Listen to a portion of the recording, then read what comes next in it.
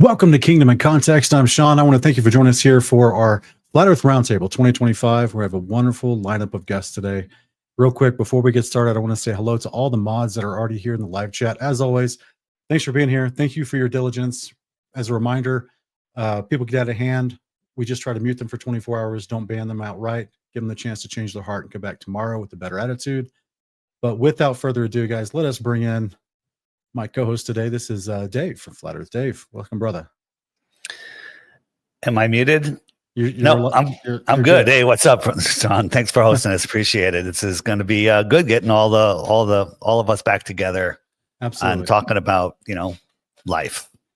Absolutely, yeah. Welcome. And next, we also have our brother Rick Cummers here. Hello. Hey guys, how's it going? Good to be here. Thank you. All right, Rick. Sounds good. Looks good. Well, welcome. Got everything. Take my headband off. We also have Ian Leahy is joining us today. Welcome, brother. Hey, hi. Thanks very much. Thanks for having me. Should be interesting. See how we get on here. Putting Flat Earth back where it should be. Awesome. And then we also have Matt Long. Welcome, brother. Let me flip here. Welcome back to the Flat Earth Podcast. flip the other way. There you go, Matt. There you go. And also we have Ken from Hanging on His Words. Welcome, brother. Hey, brother. Thanks for having me on. I appreciate it. Hailing in from Nova Scotia, Canada. Welcome. And Joe Hamby. How's it going, fellas? Good to see you. Now, where other people are going to be piling in a little bit later, but we got a wonderful crew to start out right now. Awesome. There's been a lot of talk, not just in the FE community, but also in the mainstream media about FE once again. We've come back in the news cycle. It is seems to be all the rage, some by manufactured press release, some by organic discussion. So we wanted to kind of talk about some of the concepts that brought this to the forefront of not just national discussion, but also before Congress in 2018, when YouTube had to figure out a way to suppress this information, willfully, openly stating it to Congress that they had to figure out a way to stop this. At one point, this topic was trending in the search algorithms as much as Donald Trump, which is absolutely amazing. And it seems to be doing that once again with all the latest experimentation and discussion. So we are excited. And we have another guest jumping in real quick, Mr. D. Marble. Welcome, brother. Hey. Dave, good to see you, brother. Hey, good to see you. Thanks for the invite, guys. Yeah. So I think what today we want to do is just get together and kind of lay out maybe address some of the things that have come up recently that people think are antagonistic or refuting of the entire concept of the flat earth, or a huge portion of Christians call it biblical cosmology. And then also maybe just remind people of some of the foundational concepts and experiments that have been done that's led so many people to believe we are on a flat, stationary, immovable plane, and it's not a ball in space as we were taught as children. We also have Nathan Thompson joining the stage. Welcome, brother. Nathan, he's there? Is he there? Frozen. I see him. I see something. Nathan, are you there? Okay, Nathan, just, I guess, chime in whenever you get better signal. Dave, would you like to, what are some of your initial thoughts, brother? So my initial thoughts are, this entire TFE was the final experiment. If the sun does this, then that. If the sun doesn't do this, then that. That's classic neurolinguistic programming, where you're storing the information. The base is, this is the final experiment, and now we're going to argue about the results. It's not an experiment. We know all of that, and sure, if the sun set, that would be interesting, and if the sun circles, that's also very interesting. And to say that the sun's circling means that we live on a globe, it comes with all of the other globe baggage. It comes with it all. People upside down, spinning, whirling, twirling.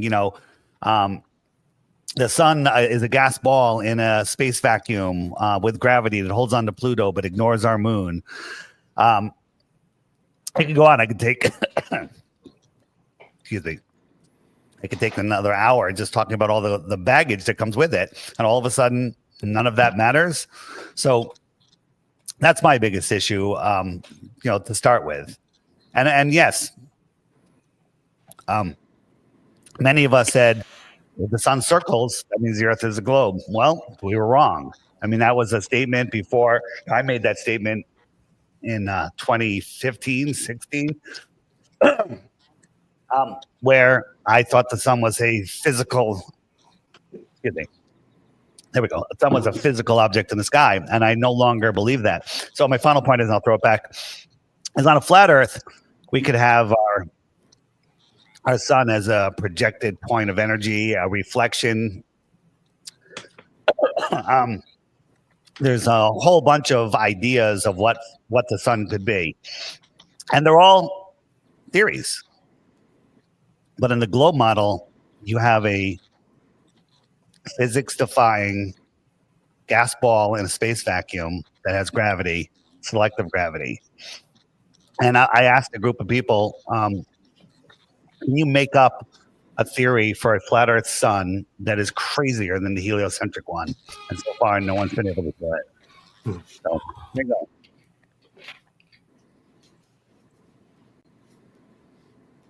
So Boston. Who's next? You guys can just jump in at will. Whoever's got something to comment, say.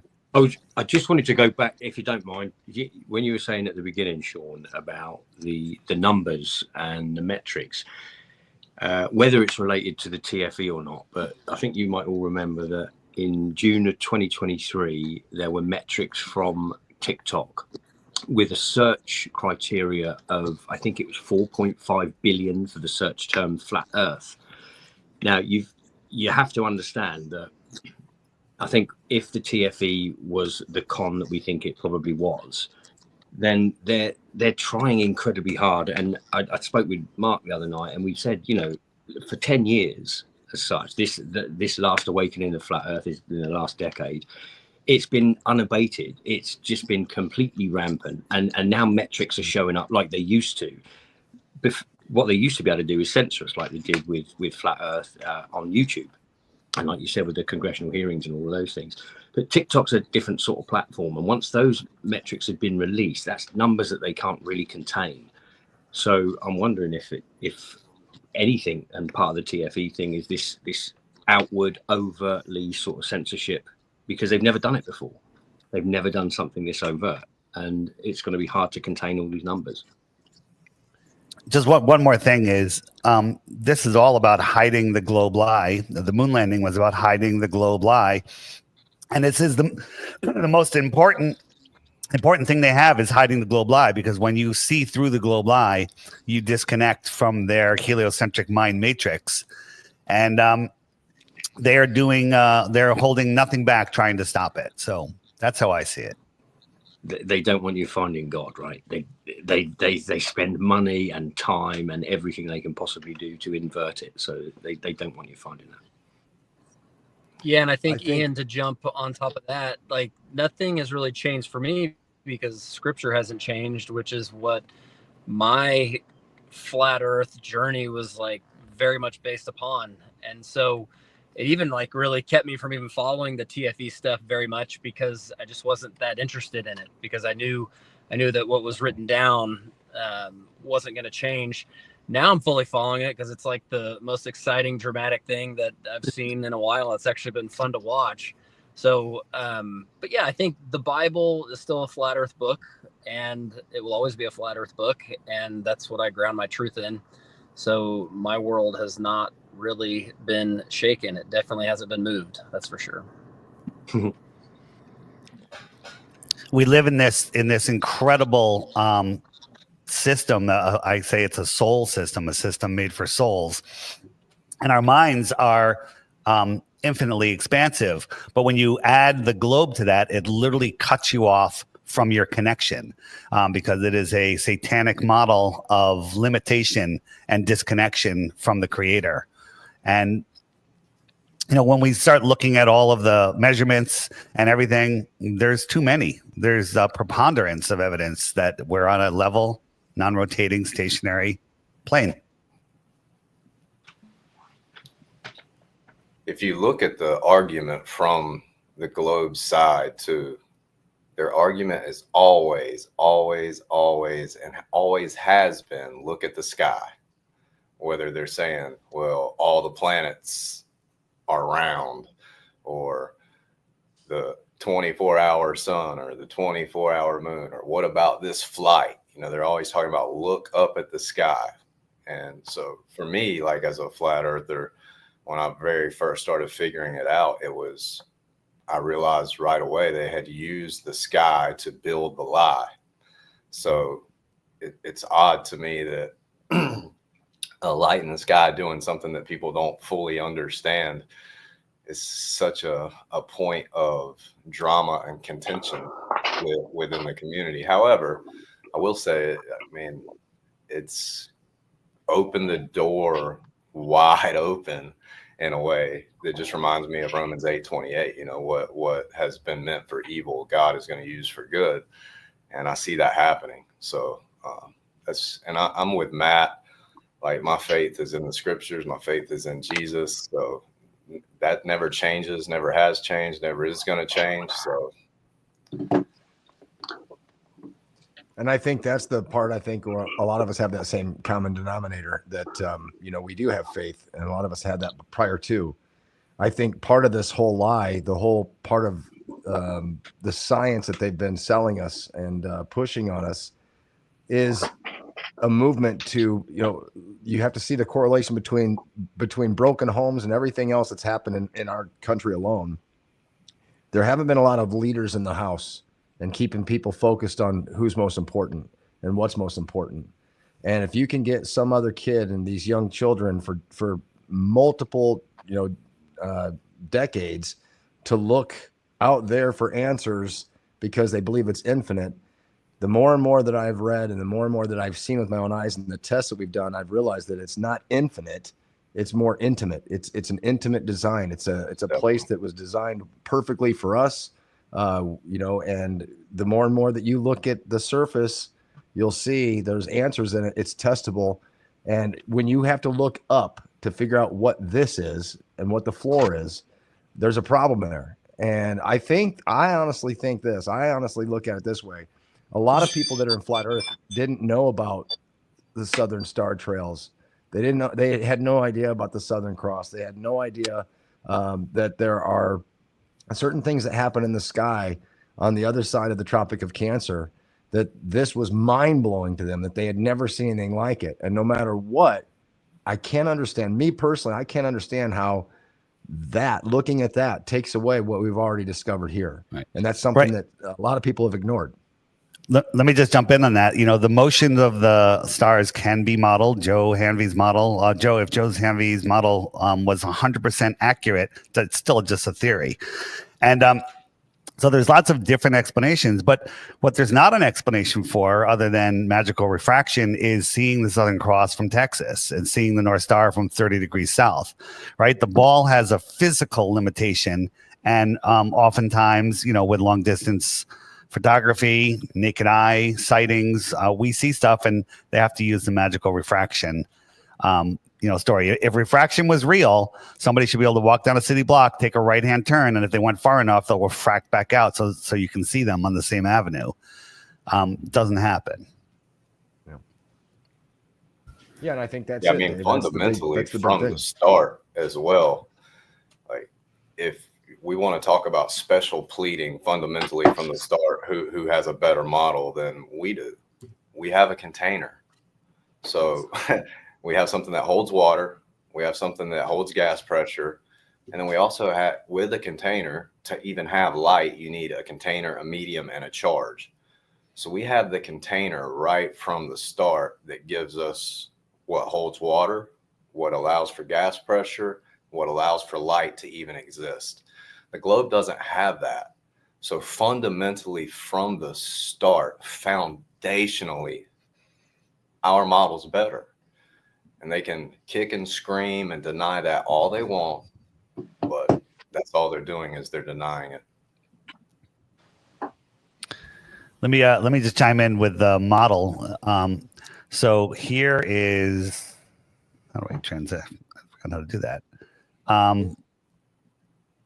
Why isn't that going across? 1 second. model. Give me one. Oh, here we go. Transition. So here we have. Let's go backwards. Here we have the globe model. Now, a model is it's a miniature of something and needs to work, right? A little mini airplane. If it flies, it's a good model, right? So here is. Wow, why is that? Oh, it's automatically changing. Hold on. So going through my whole thing here without you being able to see it. Let me just say manual. God. I don't know why it's doing that. All right. So here is stop. Wow, it's not working. Dr. Zach's in the house, by the way. Yeah, Dr. Zach. All right. So here we go. We got our Earth. The question is, can you put a gallon of water on the outside of it? No. So it's not really a good model. Can you contain air on the outside? Well, there's nothing to contain the air. Can you put ships on the bottom of it without them falling off? No. So it's really just a toy, right? Not a model. We have a food bowl.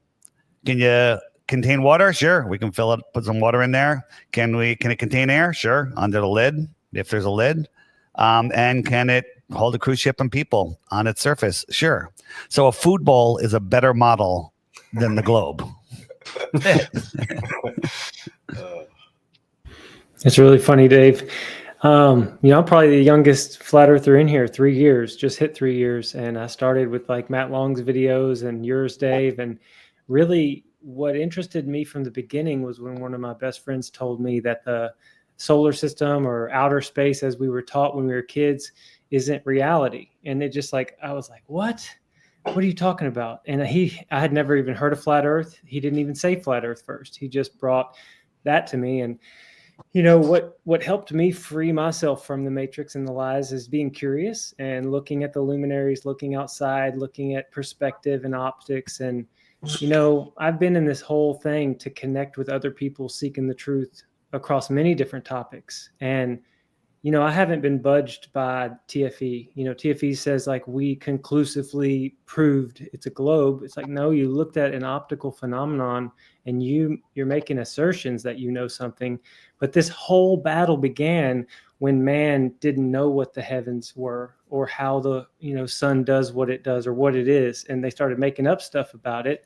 And I'm not gonna budge, because the truth is what I'm after, not pleasing men. So I'm proud of all y'all for staying calm, not attacking people who are attacking us. And the truth is going to keep rising to the top. So just stay steady, and thank you for what you guys do. Yeah, I want to welcome Dr. Zach. Many of you that have only been here a couple of years might not know who he is, but he is one of the original legends, done some great work. A lot of his stuff is on the app in the FAQ section. Zach, go ahead. Thank you very much, Dave. And I don't know if you guys can hear me. This is my first time on a live show, so yeah. Also, his first live stream. This is amazing. Exactly, yeah. So your microphone's a little hot, so maybe move it a little bit away from your mouth. And okay. I don't know. All right, that sounds better. Anyway, sounds better. That's better. Yep, that's good. Okay. So I don't know, guys. I want to start by talking about these ex-flat earthers, who suddenly switch sides after witnessing the 24-hour sun in Antarctica. There are only two options for me. Either they were completely out of it, or they are just dumb. I'm sorry. I mean, I'm not complaining they were. I'm not claiming they were compromised, because I can't prove that. But something definitely doesn't add up. Let me tell you why. Before this so-called final experiments, we had real challenges in the flat earth community. One of the biggest was the star trails in the southern hemisphere. I don't know if you guys remember that debate. We spent years figuring it out, and eventually we did by factoring in atmospheric effects, something the globe model totally ignores. And guess what? These same ex-flat earthers stayed solid. They fought for flat earth. They didn't flip. But now suddenly they see the 24-hour sun, and that's it. That's what broke them. I mean, come on. Are you kidding me? This whole thing is nonsense. The 24-hour sun is just another version of the same problem we already solved. The sun, the stars, sunrise, sunset, it's all connected. So why is this suddenly an issue? Is it because they are dumb? I don't know, man. You tell me. Because I try to act like it's nothing, but I think it's a big issue, man. And there is something behind this. I don't know what it is. I can't just say they are compromised or got paid, but there is something going on, and I just wanted to address that. I don't think some of the folks that are turning that direction and going back, having third thoughts, that they are privy, or maybe they didn't look into that enough. And I think that's the biggest thing, because that seems to be the argument for people at this point, that they witnessed what they saw. And at the same time, that's been mentioned to me about the rockets that were going up. So again, none of this, from my standpoint, whether or not it's the star trails or not, whether or not what happens in the sky, it doesn't negate the fact that we've tested the water. We've tested everything on the surface side, from Salt Lake to Great Lakes, to oceans, to high altitude footage, to Jay Tolan's infrared stuff. All this stuff shows beyond a reasonable, yeah, it's flat. It's completely flat. There is no curvature, and that's the whole thing. It's like we're ignoring the fact that we've actually shown there's no curve, and now we're talking about lights in the sky. And Nathan went over this the other night. They kept bringing up these red herrings. He called them red herrings. There's certain things. It's like, you want to talk about all this stuff up here, but let's talk about what's going on right here first, because I think there's a correlation between the two, and I think we're all missing, without having humility, without having a humbleness, and without having a willingness to learn. You're missing the whole point of what this is. This isn't about we're right, you're wrong. And that's what I think I see happening, is this tug of war of, well, we did this test. Well, okay, what about all these other tests? What about all exactly? That's what I'm trying to say. I mean, they're trying to prove that the Earth is round by looking at the sky, and now they're acting like it's okay. We can just look at the sky and prove the round Earth. They have been talking about this for 10 years, and suddenly, you just look at the sky and the Earth is round. Come on, Jaron. I mean, I respected you for 10 years, but not anymore, buddy. I'm so sorry about this. I draw my line. I'm sorry. I don't care. Yeah. So what you're saying is you believe the Earth is flat, then? I don't believe it's flat. I know it's flat, and I can prove it. I know it is. That's it. I know it is. Yeah. I mean, think about it. We already know that the stars in the southern hemisphere appear to move in the opposite direction compared to those in the north, right? They rise and set just like the sun. So why wouldn't the sun behave the same way when it moves south? The 24-hour sun was never an issue for the flat Earth model. We know that.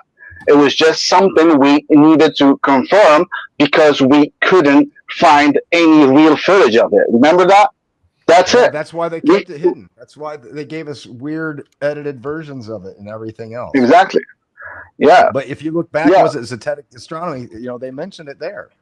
So it's not like it's something new. This has been out there for a very long time. It shouldn't be shocking news that anybody's actually taken this with the method into their brain and looked this stuff up and understood it. I think that's the issue. Yeah. Well, I don't know. We've always explained that the stars in the south seem to rotate around the central point. And when we say stars, we include the sun because it follows the same pattern as it crosses the equator into the southern hemisphere. But this isn't proof of the globe. From the flat Earth perspective, southern star trails only appear to move in the opposite direction, but in reality, they still rotate around Polaris. What we see is just an optical illusion caused by refraction. We even ran experiments to back this up. Are we 100% sure? Hell no. No, no one can be. Maybe we're right, maybe we're wrong, but at least we tested it.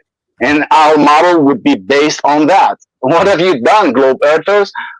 And I mean, if refraction can make the stars below the equator appear to circle Antarctica in the opposite direction for 24 hours, then why wouldn't the same thing apply to the sun? The only difference between the stars and the sun is that the sun moves in a circular pattern between the tropics. Depending on its position, it follows the star pattern of that hemisphere. I don't know if I'm explaining it well. In the northern hemisphere, it moves like the northern stars. In the southern hemisphere, it moves like the southern stars. So what's the problem here? Zach, you did a great video. You did a great video where you showed that you can't triangulate the sun because we see it in an apparent position. You know what video exactly. About? So yeah, of course. We can prove that all the time. Can globers make the same claim on a globe Earth that the sun would be in an apparent position? I don't think so. Well, their scientists, they say that the apparent sun, there is an apparent sun. So what we are looking at is not the real sun. And they mention it when the sun is setting. They say the real sun sets way before not way before, like probably a minute before, after. Sorry, the real sun sets like a minute before the apparent sun. Okay, and the degree, the angle between them is 0.84, if I'm not mistaken.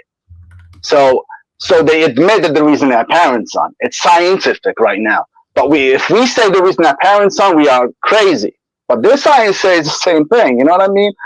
So just real quick, guys, thank you so much. I want to welcome real quick. Zen Garcia is in the house. Mark Sargent is in the house, and Witsit Austin from Witsit Gets It is in the house. Welcome everybody. I'm going to go back and let some more people try to rotate in real quick. All right, and who wants to go next? Somebody want to chime in? D? Anybody? Austin? Oh, if anybody knows me, if anybody's followed me over the years, I'm going to say the same thing. Whatever's going on in the sky does not have any determination as to what the actual surface of the is. For veterans like Robbie, Garen, anybody else who's fallen off because of this so-called final experiment, I really don't understand how they've forgotten that basic information. Like we're not measuring what's going on in the sky. Obviously, we call this thing flat Earth because we're measuring the Earth, and there's been many people in the community. Didn't Jaren even get involved with one of the some observations over water? Maybe some laser observations. I know I did. I completed a live stream. There was 150 people live across the Puget Sound. There was about 10 and a half miles of flat water. And I was able to see a laser along with everyone on the live stream. That was when I was pretty much ready to just, okay, I'm like, I don't know what to prove. It just makes sense. But this whole final experiment where, okay, we saw the sun for 24 hours and all that good. So now Earth must be a globe. This would mean that they forgot about a lot of stuff over the course of the years that even they have talked about. And that just throws me off, man, just a little bit. Not saying that these guys have been compromised, but maybe suffering from an extreme case of amnesia, selective amnesia, as far as the globe propaganda goes. But I don't know, man. It's flat. Daryl, when we look back real quick, Witsit, I can't wait to talk to you. Alex Michael's in here as well, conspiracymusicguru.com. And Zen, glad to have you here as well. Sarge, sorry, Mr. Call just a little bit ago. That's why I sent you this, because I'm on my phone camera. I wasn't ignoring you. I love you. But one of the things, Daryl, when we go back to all of the experimentation that went on to this early on, when you got on the plane and you did the spirit level, I've heard people say, oh, that didn't work. It absolutely did work. It actually did show a pattern. It did show something was going on. There was no crazy variations that were going on during that entire flight that you were on. When Rob and I went and did the mirage test to actually check and see if there was actually a mirage on Lake Michigan, there was no mirage. We actually saw Chicago in view the entire time. It never changed. There was definitely a smog or something coming off the city that actually came out, which would have been a low-lying cloud. But a wave this tall, you know, in front of the city a mile out is going to hide the city. You know, it actually, you know, variations, you could actually lose the city or the lower parts of the city. The refraction rate is there for that. But as far as all of these different things that were going on at the time, the laser tests, the high altitude tests, all these things had one complete same denominator, and that is that water lays flat. It has properties to it. Scientific method shows it over and over and over. It's, you know, you can demonstrate this every single time. And when we go back to what Zach was saying with the sun and the patterns that it has, you know, there are certain things that no, we cannot see. We do not know exactly how it works. We're not there in part. We're not in God's mind. But what we do know is that the things that we can test are being ignored. And again, I don't want to keep on going on that maybe somebody's compromised or any of that stuff, because that has no bearing over what we're actually been talking about and have been talking about for the last 10 or plus years for some of you. And so I just want to say again, I know what we know. I know the tests that have been done. I know what I've seen with my own eyes, and almost, I think all of us here that are on this panel right now have done certain tests and have seen things and have observed things with our own eyes. So I don't know what the other guys have seen. I don't know if they actually ever had successful tests, but I think that could be a factor as well of what's been happening. But again, not to talk too much here, I just want to make sure that we understand that, you know, let's not get lost in the shuffle of what's going on with them. Let's stay focused on where we're at and what we do know, because that to me is the most important thing right now, is that you know, it's still pretty important to address that, though, because the irrationality that's going on that side is just so unfathomable. I'm still trying to deal with the, you know, the fallout from all of that. I mean, I'm getting shit from Jaren at the moment, which is so irrational. He's just constantly telling lies about me, and I'm just like, what the hell is going on? So this is incredibly irrational. Sorry about that. Yeah, no, so am I. And it's incredibly irrational behavior, which I can't quite put my finger on, but you have to kind of use Occam's razor. And I think it is important to talk about this. You know, if it walks like a duck, it talks like a duck, it's a duck, you know, at the end of the day. So it seems absolutely insane to me to spend 10 years building a house, the most advanced house you can think of. You take 10 and you understand every aspect of that house. And then for some reason you find a problem with the lights in the kitchen. And you go, right, okay, let's knock the whole house down. It's incredibly irrational behavior. So for me, the question is, why the irrational behavior? And then you have to go, okay, then you start getting into conspiracy. Like, you know, has he been compromised? Has he been paid? And I think that's an important question. Alex, I think that's a great thing. I just want to jump in on that. Just a couple of things. Hi, by the way. Hope you're well, Alex. When we did Flat Earth Social with Austin and Jaren just before they went, one of the questions was asked to Jaren specifically was, well, listen, if you do see a 24-hour sun, it's still not going to be a globe, right? And he answered many times, of course not. Of course it's not going to be a globe.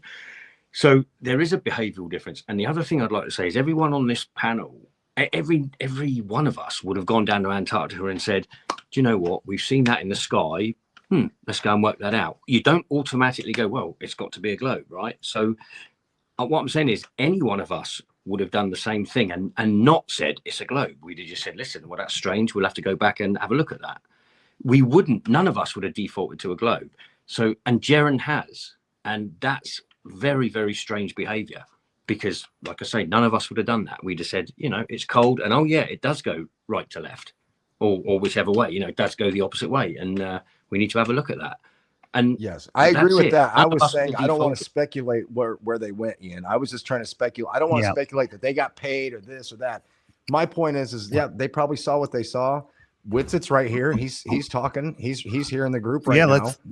Hey, Austin. So and just and at the beginning, you know, I was going up against all the people that were attacking them because their claims they were making were wrong and provably wrong.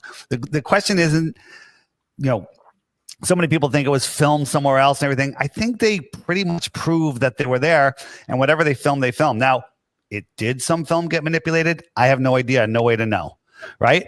I kind of believe what Austin tells me. Jaren, he's gone. I don't know what's going on with him. I've literally blocked him on all platforms. I don't really talk to him anymore because we just don't jive. So again, the chat is kind of, and the panel, we're kind of slipping off track. Let's talk about the proofs, right? If they went there and saw the circling sun, what does it mean, right? Does it mean they saw a fake sun? I'm going down that line, but I can't prove it, I can't prove it. Did they see a real sun? Is it an anomaly that happens just during 2 weeks during the solstice, on either side of the solstice? I don't know. But it only happened once. After all of these years, it took some propped up globers to go down there to be the first ones to ever witness it in reality. And that's weird. That's not scientific. You got to do it at least 3 times for it to be a scientific observation. Right. There's also coming out Steve from Spacebusters. I was hoping he would be here. He did analysis of all of the bases in Antarctica and their sunset times. It doesn't work on a globe. And he's really done a lot of work. That should be coming out maybe even today, but any day soon. So, Austin, you want to jump in? Sure. Can you hear me? Yeah. Yeah. Yeah. Thanks for being here, man. Appreciate it. Yeah. I mixed up the times actually. But yeah, I kind of agree with the general sentiment that Alex and D Marble was saying. I've tried to actually talk to Jaron about this a few times, like even before we got back to the States. I don't know. It just seems really irrational to me to I don't know. I just don't get it. I don't know what's going on, but to pick the one observation of the sun and throw everything else out is super weird. And I don't get it. And I've tried to talk to him about it a few times. So that's my position, obviously, is that singular observation doesn't somehow negate all the hundreds or thousands pieces of physical evidence that falsify the alleged curvature of Earth.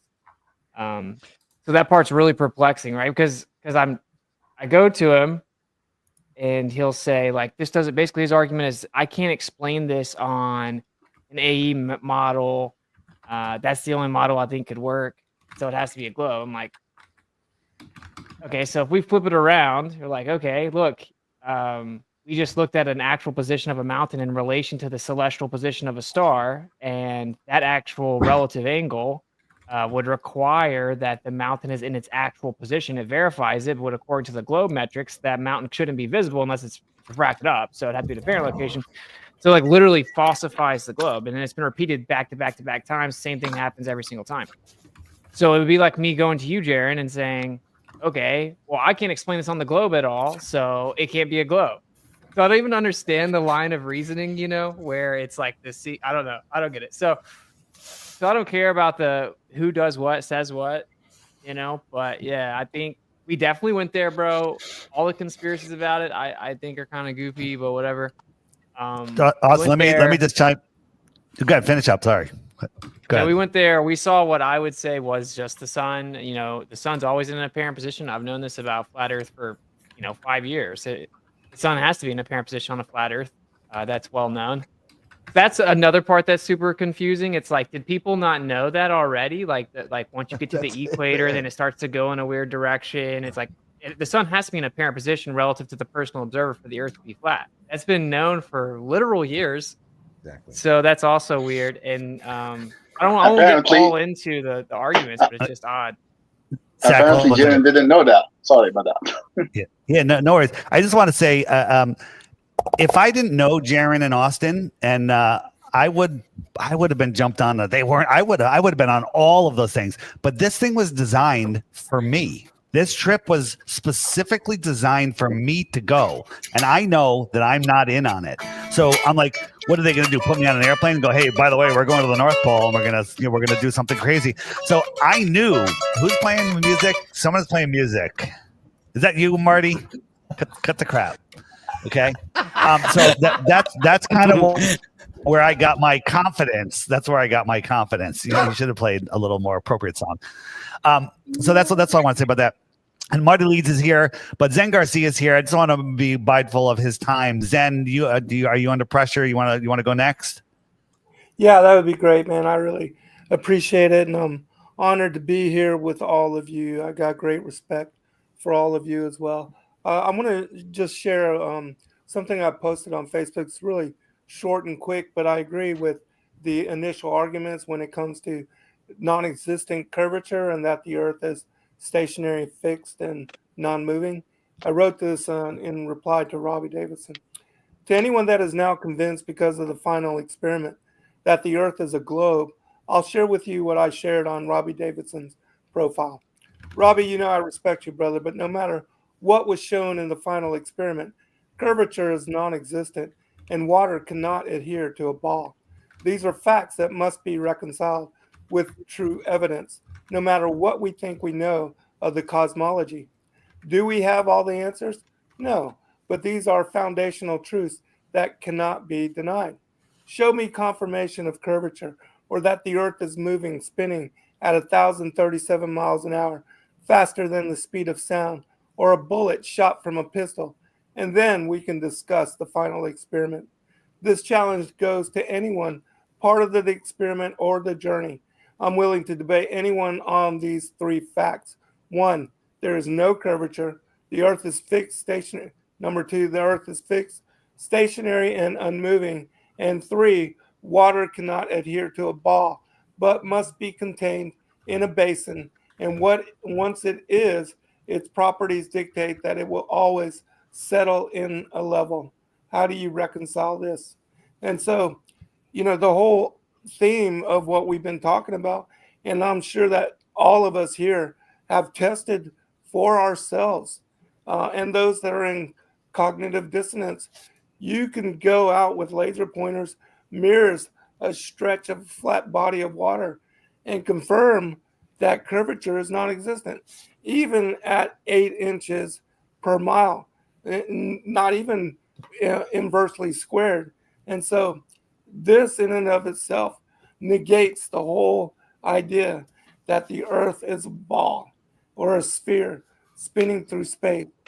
And the way that the stars have been situated, the Mazzaroth, the constellations, the way that they show and have been used by navigators for thousands of years to determine where north is, how parallax is.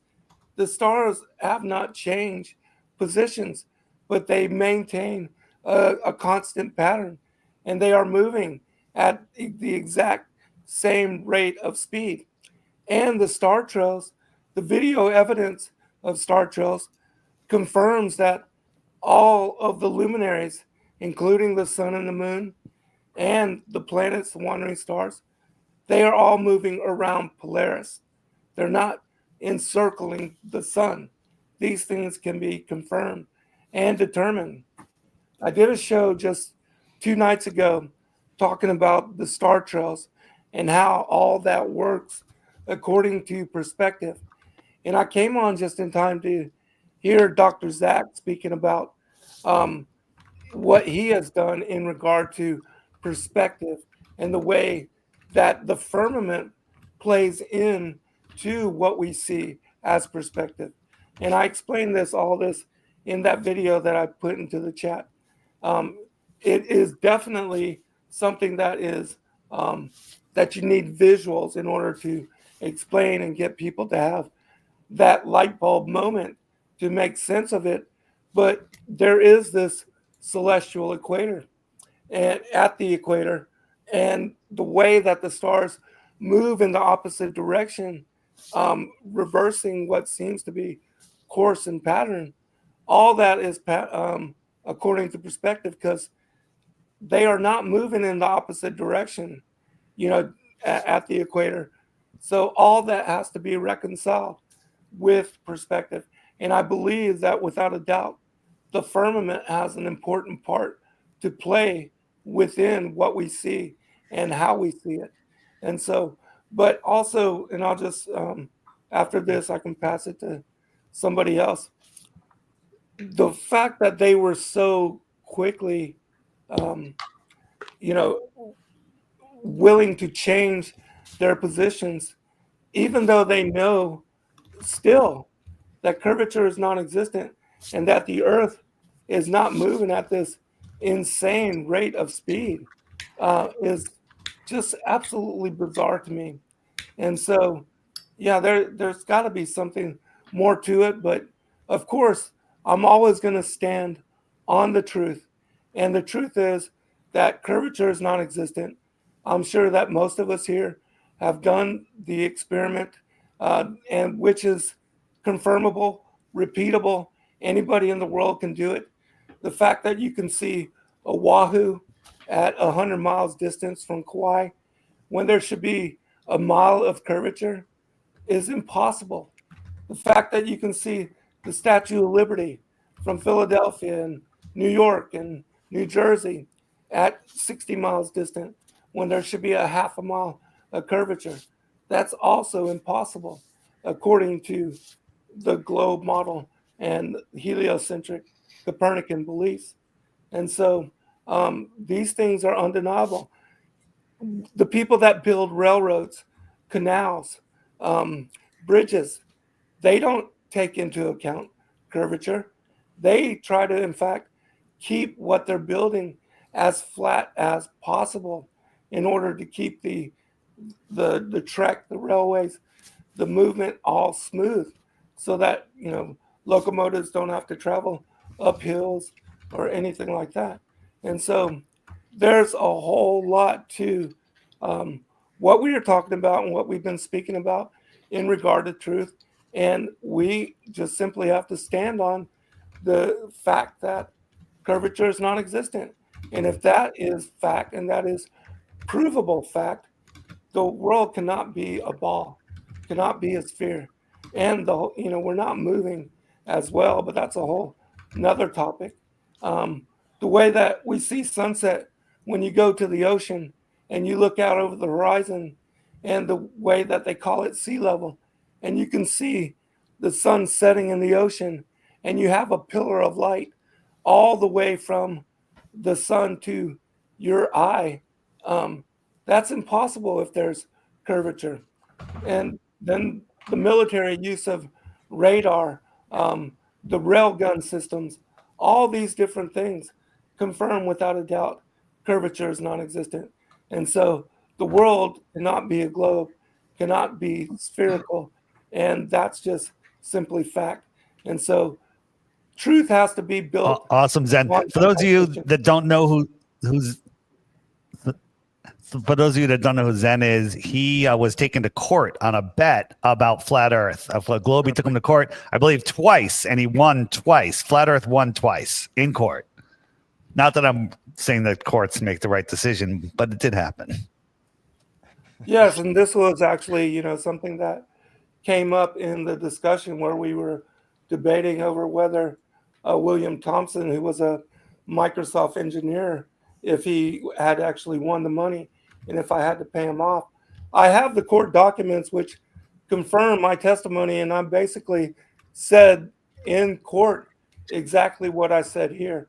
I brought up the evidence with, being able to see Oahu from Kauai, the Joshua Nowicki photo of which Rick, you, and Rob went to the shores of Lake Michigan, took a boat all the way out to the Chicago skyline to confirm that that was not a mirage. I mean, these are, provable experiments that absolutely blow away the idea that the Earth can be a ball, or that, curvature somehow plays into what we see, and that if we can see beyond what should be this, fictional curvature, that somehow negates the fact that curvature is non-existent. And so, we have to stand on this. Awesome, Zen. Yeah, I think I want to toss it to Marty. I think he's next. But interesting, I didn't know that the person you went up to was from Microsoft. Again, Microsoft in this debate. Yeah. Microsoft is involved in the Globe Lie on a high level. Again, Microsoft happened, right? Micro, very soft. Yeah. Marty, you want to go? Is that all right? And then I guess I'm not sure who's next. Sargent? And if anyone else wants to jump in, just jump in. Marty. Yeah, if you don't mind, I just want to say something about like the psychological aspect of this, because a lot of people are asking, like, what happened to Robbie Davison? What happened to Jaron? And I went to school with this woman that ended up becoming like the producer for that show Brain Games. I don't know if you ever know that show, but they did this experiment where they basically had somebody walk into a room, and everybody in the waiting room, it was like a dentist office or something like that, and everybody in the waiting room basically was all paid, right? And so what they did was mess with the person that was coming in. So what they did is, they basically just all stood up together, And then the person that was there was like looking around like, do I need to stand up? Right. So they did this when the numerous bell would times. go off. Yeah, right. Was the bell? Yeah, you would see. And so basically what you're looking at is social pressure. This is how most of this stuff happens. In fact, one of the reasons that you have so many of these AI accounts being made is so that they can create this sort of narrative that basically this is what everybody's actually thinking. Are you not going to think this too, kind of thing?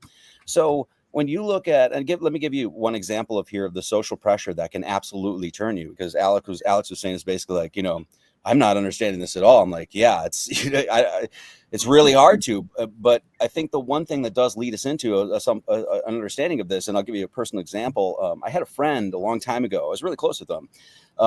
His name was Justin, and I worked with him, and I was getting him into a bunch of conspiracies. I started opening his mind, and one of the things that I opened to his mind about was chemtrails. So now, after I opened his mind about that, he wouldn't shut up about it. He was talking about it nonstop. He was talking about it at work, and we would hang out. He would talk about it. Well, the problem with this whole thing is he had a bunch of normie friends, and none of them wanted anything to do with it.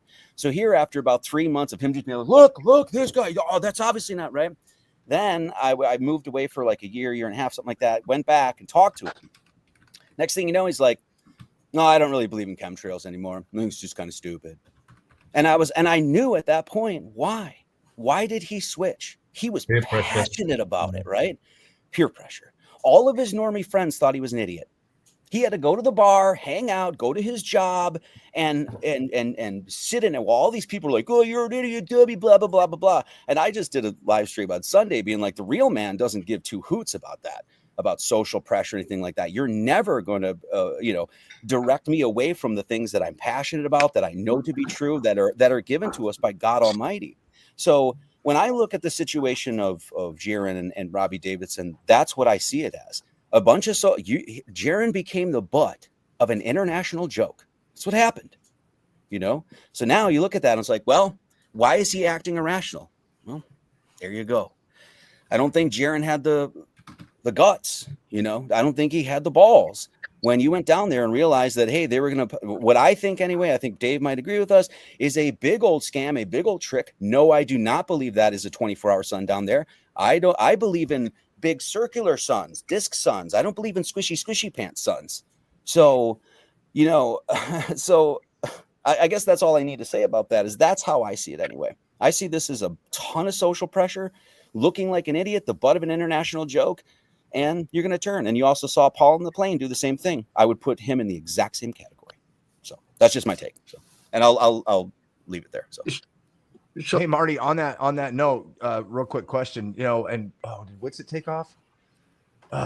Okay. My curiosity is what were the conversations during that test? Not that this has nothing to do with the flat. Was there? I wish I knew. What were the conversations? Were they talking and comparing notes? I guess Witsit would have to answer that, or Elizabeth. Mark, maybe you could fill us in on that. Did you hear anything on that? Were they talking about flat Earth experimentation while they were down doing what they were doing? Sorry. What I missed? I was watching chat. When they were doing the TFE, when they were doing the that observation there, I wonder what their conversations were about the flat Earth research that's been done in the last 10 years. Were they comparing notes? I'm just curious, but Witsit's gone. I didn't know. I started asking the question before. I heard nothing to that effect. Okay. Okay.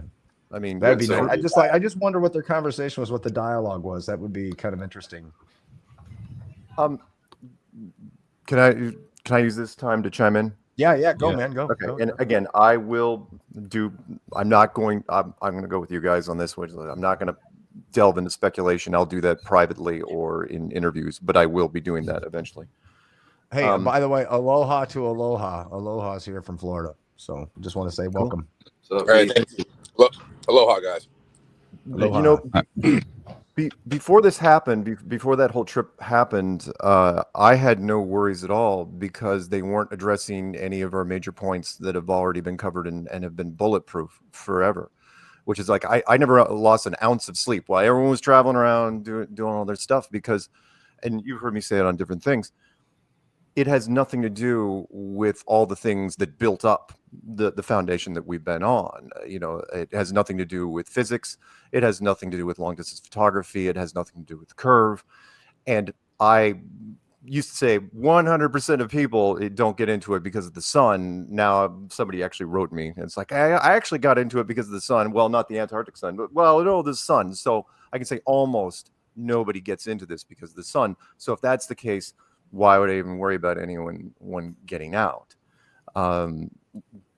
A huge percentage of people get into it, back in the day, if we go all the way back, because of the curvature. That was it. I did not put that in the clues. When I made the clues years ago, all of a sudden people were messaging me. It's like, I ran to the beach, shot this lighthouse, shot this oil rig, shot this thing from long distance. Like, why are you doing that? They go, because water lays flat. I never even thought of that as a concept. I was, kind of enamored with the Orlando Ferguson map. And to the people in chat, look, if you want to watch one video, restore something, watch the Black Swan video that I pushed out to people, which wasn't mine. It was given to me and I narrated over the top of it, which was the oil rigs off of Santa Barbara. It is damning, as far as the long distance photography thing goes, which is oil rig at 6 miles, oil rig at 10 miles, real time, you're shooting this. And the big kicker was you see the horizon behind it way, way, way off in the distance. No one can resolve it. No one wants to talk about it. How does that have any, how can anyone beat it? My point is that we created all these things that couldn't be beaten. And so they came up with something just fringe that it's like, oh, okay, this will get some sticking power. And then tied it to some people that, in our community had said, oh yeah, that seems like it's legit. And again, I'm not going to speculate here. That's not what this is about. But that's what happened, and so now we're dealing with the fallout a little bit. It's still not as bad, I'm still not worried, because the original arguments, everything that we built up until now, has not been touched. I mean, come on, the ISS. We've been how many years? 10 years worth of destroying NASA, 10 years of destroying the ISS and the Apollo landings and the space shuttle program and everything that's tied to that. Years of long distance photography, and again, I will be gentle. Because somebody mentioned, I think it was D Marble actually mentioned, it's like, didn't Jaron do like an over the water long distance? Yeah. Jaron did a live stream from the Salton Sea when I was down there with National Geographic with Patricia, and Rob Skiba was there. Rob Skiba was running the camera for Jaron during that entire thing. So he knows full well where all the arguments, of course he does. He knows all the arguments everywhere. And so do the other people. So again, everyone in this room, we're good. And by the way, another, I don't see Austin on the screen. I know he's probably listening. Austin was freaking bulletproof. I knew this. He was only catching grief because of association, only because he was there, adjacent to other people. Look, I've got Lisbeth Acosta now doing co-host duties on Strange World. She's great. So I'm not worried in the slightest. Sorry. I didn't know what the initial. Sorry, go ahead. No problem. Thanks, Mark. Marty, I actually lost connection. Did you talk about how the sky is immaterial versus the material ground? No, I did not. I was basically just talking about the psychology of what, I assume You're muted, is going Marty. on with. Yeah. No, I hear him. I hear Marty. He's good. Yeah, I mean, one of the things I've been talking about for literally, I don't know how many years now, is basically, and I learned this from all these different cultures. It wasn't that it just matches your experience that everything upstairs is metaphysical, literally meaning beyond the physical. So one of the reasons beyond, if you look at the moon landing, that sort of stuff, beyond the fact that they're trying to lie to us about the shape of our cosmology and that sort of stuff, one of the other reasons that they did that is so that they could say, yeah, that's a solid object up there.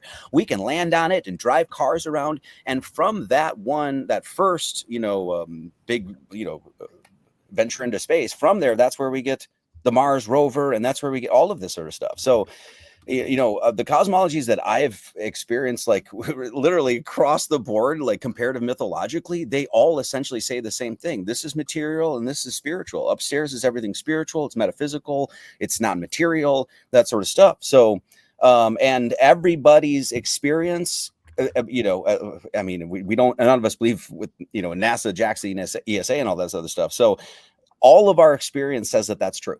Everyone's. No one has touched the moon. No one can touch the sun. No one's been to Venus. No one can say what those stars are. So all these cultures that are basically saying, yes, this is actually your cosmology. This is what you experience. So, yeah, there's that. So when even if we were going to talk about there is a 24-hour sun down there, that wouldn't say anything. I mean, anything about the actual sun or anything like that, because we can't even say what that is, where it is. As you guys are saying, it's an apparent sun. You can't triangulate the thing. So none of that is being acknowledged. As we know, none of this stuff is acknowledged by globies. And it's an absolute, it's just your common sense. It's the most common sense thing that we all experience. This is material. I can touch it. I can feel it. I can measure it. I can, manipulate and morph it and that sort of stuff. That up there, I don't know, can't do anything. So, and I've held that for a very, very long time because it just made sense to me. So that's it. In the globe model, everything is physical and everything has to be measured physical. Right. If you don't know that we live in a spiritual, supernatural system, I can't help you. Nathan. What's up, Thompson. family? How we doing? Good. What do you got to I'm say? in Helen, Georgia. I don't have the best service out here. Can you hear me? Yeah, we can hear you. So fill us in. Go ahead. Give us your 2 cents or 3 cents. Yeah, I don't even care about all that stuff, you guys. But I want to tell you guys, I got an RV. I'm doing tours around the U.S., doing meetups. I've been to Tampa, Orlando, Greenville. I did an interview with Joe Hanvey. I interviewed Justin We Are Change. He's the one who got kicked out of the city council meeting for talking about the Challenger astronauts still being alive. If you guys are on your way with my RV, I would love to get you in person so that we could share your message and, your if you guys have any products that you offer, we want to put all the products on one website. Also, if you guys could share the meetup details, Mark, Sargent, and Dave Weiss, you guys are studs at sharing that stuff. I really appreciate you helping me. Yesterday, someone called me because the app sent out an email to everyone in the Atlanta area, and I found a host, somewhere to park the RV. I don't have to spend money on an RV park or anything. So, Dave, shout you out for the app. Such a cool to have that app. But I'll be in Birmingham, Memphis, Little Rock, Dallas, San Antonio, Houston, and Austin in the next 2 months. And then we're going to Phoenix and Salt Lake City and Oregon and Northern California. So if you guys are anywhere in those areas, please hit me up, flatearthflyers@gmail.com. And any help sharing the meetup details is much appreciated, guys. Love y'all. Thanks, brother. Nathan was, just going on what Marty was saying, Nathan's recent debate with Will Duffy. Every time Will Duffy was bringing up anything celestial, Nathan was bringing it back down to earth, Why are we not having a conversation about this? Is a flat earth conversation. Why are we not talking about the floor? And of course, Duffy's going up there again. It's all celestial. It's time to bring it back down to flat earth. It's celestial and people from thousands of years ago that did experiments. That's what they use. Could I say something about Will Duffy really quick? Because, when you talk make about it nice, I will. I'll be, I'm just saying this with what, I'm not here to rebuttal those people, but all right. I will say this, kidding. Forget about the cosmology. Forget about, we're talking flat earth. I don't care about that right now. Would you trust Will Duffy with your child's, college fund? Anyone? Do you guys know the history of his financial issues and stuff like that? Would you trust him with any of your money? No, not me. I wouldn't. So that alone says if that guy is that, if he's screwed over that many people, or at least allegedly anyway, right? And he's going to court for that sort of stuff, then why would we put his trust in our understanding of what God has given to us? That's why immediately Dave and I, when we saw that guy, I got a good sniffer. He's got a better one. We saw that and we're like, that guy's not trustworthy. It made my skin crawl. I could feel it, anything about it. So, there's that, you know what I mean? So, and that doesn't seem to be brought up a lot when we talk about this whole thing. It's like, that's actually an important point because you have to be trusting of the people that are doing this, so there's that. Hey, Decimal Z, Zach, you got to take off. Any final words? I don't know what to say. I just feel sorry for the people who left flat earth, ignoring all the proof that we have. And I don't know. I mean, like Mark Sargent said, Jaron knew everything. He just knew everything and just ignored everything in one day.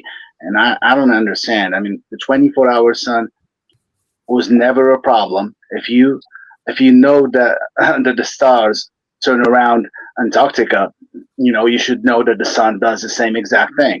Why would you just ignore that? I mean, go into and then naming the experiments the final experiments was just crazy. You should demand a name change before going there, or just don't go, man, because that would hurt the flat earth, the entire flat earth. Look at the media right now. They are just attacking flat earth because of that. So why don't you just name it something else? That cannot be the final experiment. And so I feel like there is something behind that, and I cannot just ignore that. I'm sorry, guys. I think but they call that neuro-linguistic programming or something. Yeah. Right. Oh, I don't. Yeah. Yeah, I'll speak up a little bit. Well, before you speak, I'm gonna have to let you go, guys. I gotta go. So I'll see you next in the next stream. Have a good day. Bye, bye, guys. Ciao. Hey, but real quick, guys, on the final experiment, quote unquote, if you were to go off the southern tip of Australia or off the southern tip of South Africa, would you experience the same exact thing that they saw where they were located? Supposedly, but nobody did it. Just a question. Yeah, I mean, supposedly at the same latitude, right? Hey, Sean, can you make me big screen for a second? I have some graphics. I want to show my final experiment. Right, where is it? There it is. Transition. So that's your app. Yeah. So here I am. We're in Chile, and we get 2 airplanes. We go to Antarctica. We prove that we're there. We turn the planes sideways. It's 10,000 miles around. It would take 500 miles an hour. It would take 10 hours to meet at the other side. Now, that doesn't prove that the Earth is a globe. It proves that we went around a continent. On a flat Earth, it would look like this. We go from Chile to Antarctica. We turn the planes. It's 68,000 miles, allegedly. That's a Captain Cook measurement. And it would take 68 hours for those planes to come and meet over there. Right now, that's a long flight. It actually can't happen. It's too long of a flight. But the question is, does that prove? Well, if we look at this map, perhaps they went from Chile to here, and then they went around there. Right. So we don't know if the base off of Chile is here and the base off of Africa is out here somewhere and the base off of Australia is out here somewhere. We don't know. Right. So the final step would be they'd have to fly to Australia in a certain amount of time. And then that would actually prove it. So on a flat Earth, it would be like that. And it would just take too long. You can get the amount of difference in time is doable. Now, if the Earth is flat, this is impossible. It cannot be done. If the Earth is a globe, there's no reason it can't be done. So if you go and then crash your plane into the ocean because you run out of gas, we're right. Yeah. So as I'm saying is, if the Earth was a globe, there's no reason they shouldn't do this experiment. But they won't do it because they can't do it. Dave, somebody does anyone agree? Does anyone think that this is not a good proof? I mean, to me, it's a good proof. Maybe I'm wrong, but I can't see a way that this could work. Now, listen, wait, well, hold on. Last thing. Last thing. An airplane is in the sky, but the airplane is a physical object. We do know we can triangulate it, right? We can see. And so this is something that is measurable. And again, we'd have to follow and also if you did it around December, around the solstice, it would be light the whole time. So you'd be able to see the shoreline the whole way around. It should be light the whole time. I have doubts if it is. There you go. Okay, so here's the question. So this is something that was brought up to me yesterday by somebody close to me, obviously. But the flights from Argentina over to Australia. Now the question is how are these flights quicker than what they should be? Quote unquote, from globe measurements to FE measurements. Are these flights, these flights that people are on, they're saying that they're taking 13 hours less. That was the number that was given to me, that it was 13 hours less to go from point A to point B, Argentina to Australia. So I don't know. I don't have the data, but can somebody touch base on the flights and how they're quicker than what they are, longer than what they should be? Yeah. So in the South, and many of us have talked about it. All of the speed records for sailboats happen in the north, right? When it's windier in the south, makes no sense. Well, GPS, NASA on GPS is how they determine distances. So, the Antarctic sailboat race, the average speed that these guys are going, according to GPS, is like 4 miles per hour. These boats can go 4 miles per hour when they're tied up at the dock. So the thing is, if you look from my glasses, I'm going blind here.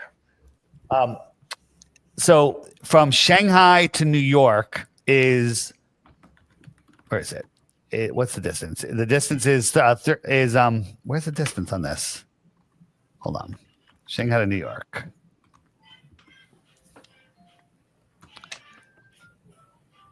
Shanghai to New York. Where? Oh, the distance is over here. That's why. Let me move that. It's 7,392 miles.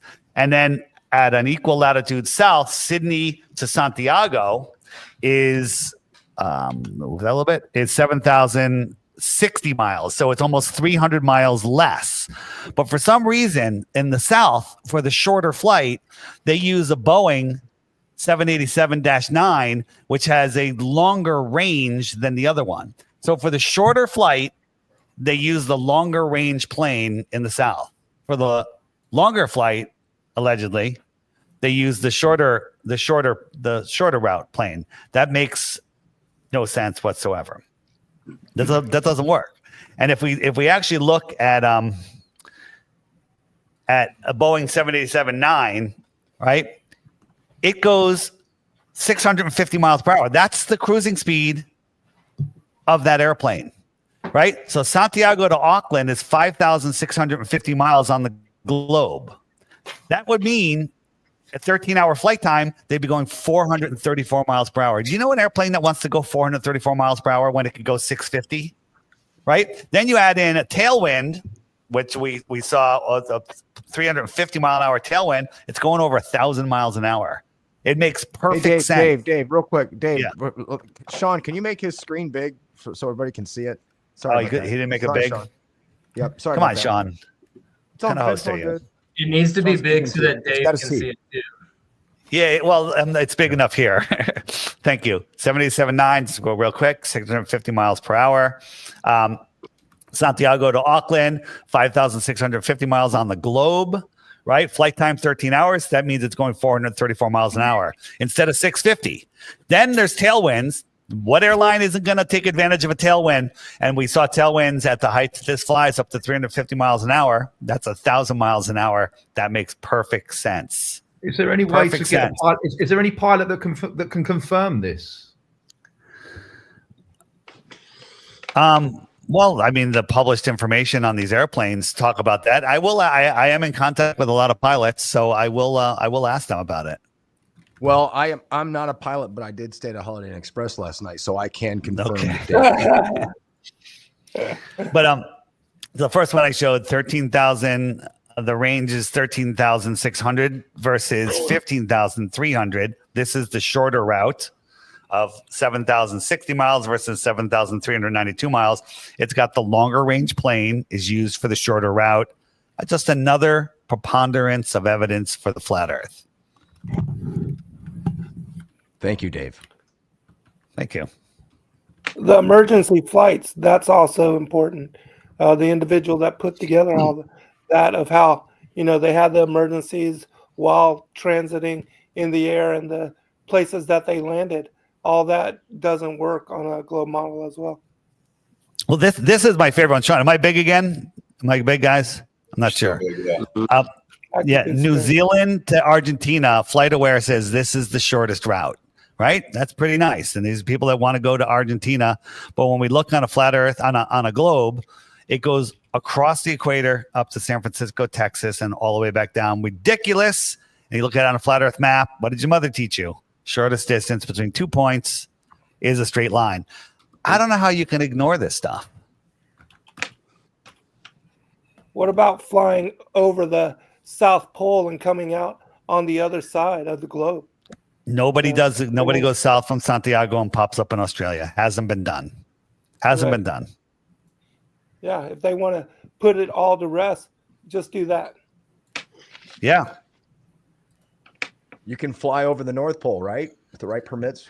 Well, this was people say, well, they did it. I think it was TWA did it. They went, from the north, they went down, past New York, South America.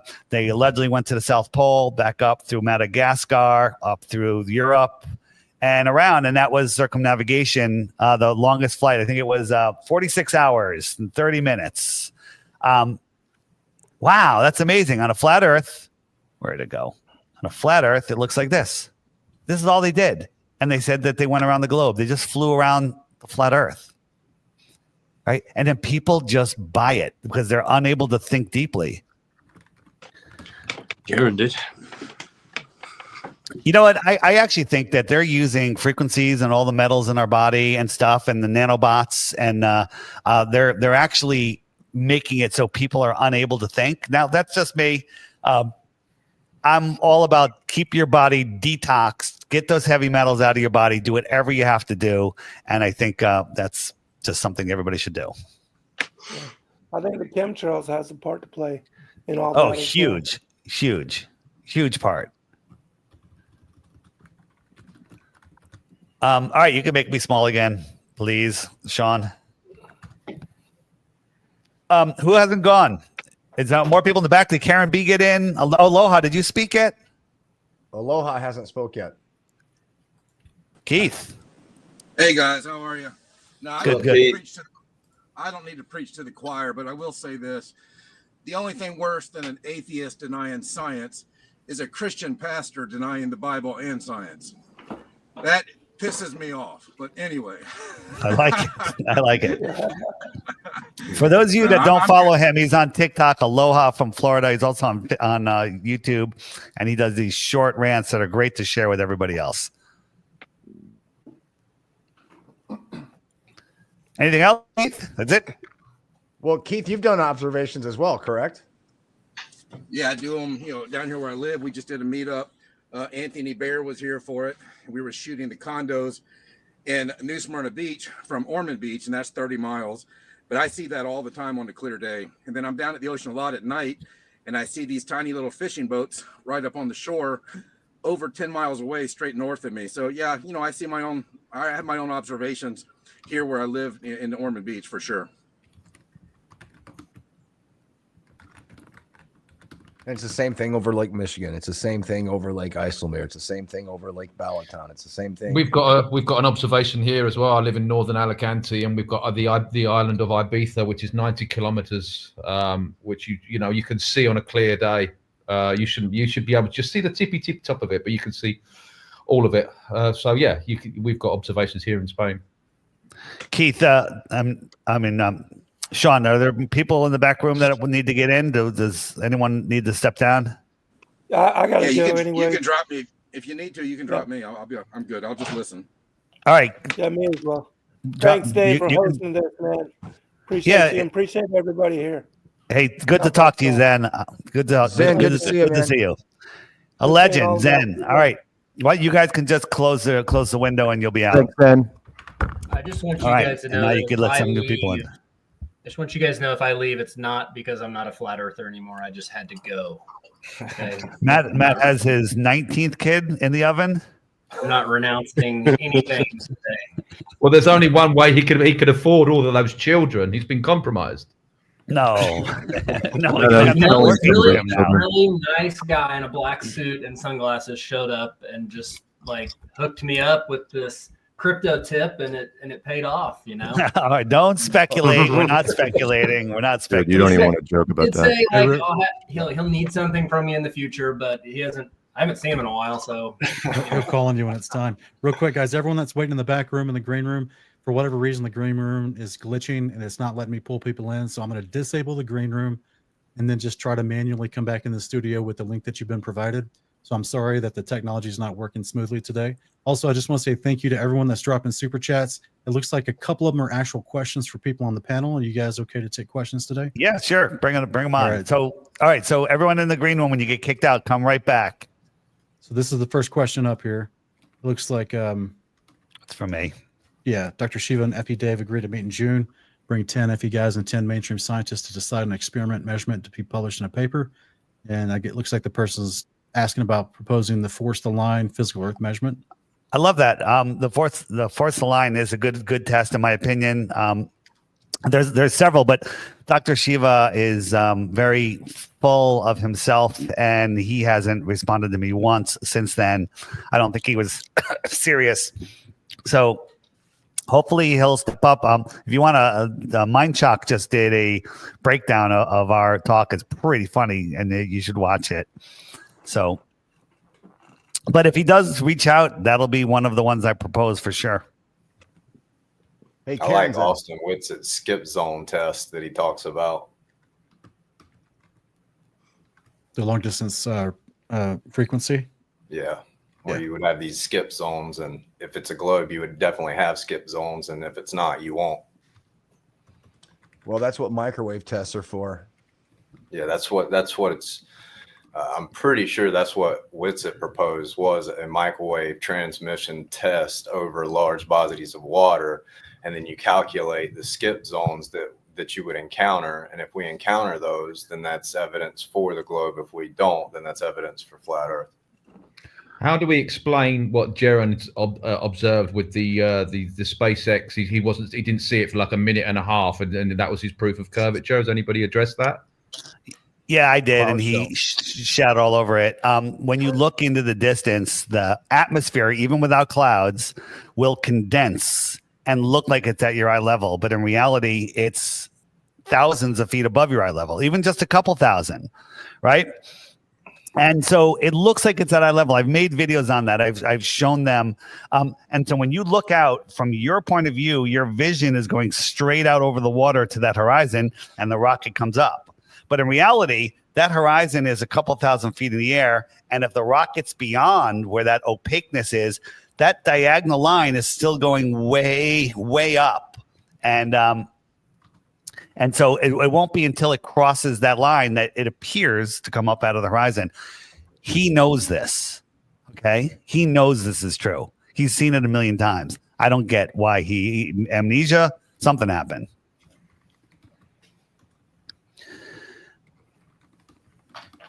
Karen B is in the house. Karen B. Hello. Hello. Hey, Karen. Get your mic Hi. closer. What do you mean closer? So I guess we can hear you. Usually, I should be all right. Do you want me to increase it? A little bit. Or yell, one of the two. No, I don't want to yell. Okay. Anyway, what's up? Finally got in here. You guys had a full house. Karen, just talk like you were doing in that debate with that guy that was talking about melted buildings. No. Talk at that level that you were doing to that. That was awesome. We were talking about melted bricks, Karen. So No, you weren't. I was watching. You're a retard. You're a retard. I don't know what you guys. Everyone likes yelling, Karen. Everyone. It's very cathartic. There's a music Sometimes sample it if needs ever I've that. heard one. Yeah, when's that tune coming out, Alex Michael? As soon as everyone stops shouting at me. Just real quick, Joe Hanvey, have you tried to model Southern Star Trails? Yeah, I've what you've got been working on? videos. Yeah, I've got videos on my YouTube where I show how it's actually working in the model, and that I agree with what Rick said in the beginning. This is just from my biblical standpoint that we have a very intimate creation, and it was designed that way purposefully to be extremely intimate to every individual on this plane. And I believe that looking into the celestial heavens is just as intimate as everything else, if not more so to some degree, but that it fits everything we see when we look at scripture and what I would consider dome refraction and how the star trails are working based off of the sky system described to us in scripture. Now, does that mean I'm right? No, but all I've done is show proof of concept that there are other ways this stuff can happen. And if we can show other ways that it can happen, then we can say definitely there's not only one way that it can happen, which is what they've always told us. You know, if we have southern star trails, then we must live on a globe. If we have a southern 24-hour sun, then we must live on a globe. And that's just incorrect, and we can show that. So, but yeah, with southern star trails, in the modeling that I do, it is showing a reflection of the northern star trails. So what it does is it gives you an apparent rotation of the entire field in the southern part of the realm on the dome. Now, this larger dome isn't really, I mean, it's missing, obviously we're missing a whole lot of stuff here. We're missing different layers of atmos, we're missing temperature, we're missing, you know, frozen conditions, and then really hot conditions, humid conditions, arid conditions, the salt water, the pressurized system of the waters outside and inside, and how that's causing different pressure gradients and things like that. The stratification of not just the gaseous layers, but everything else that we see. We see everything stratify into layers, like, and that's just part of it. But as far as what I would say from studying dome refraction, what I would call dome refraction using different kinds of domes,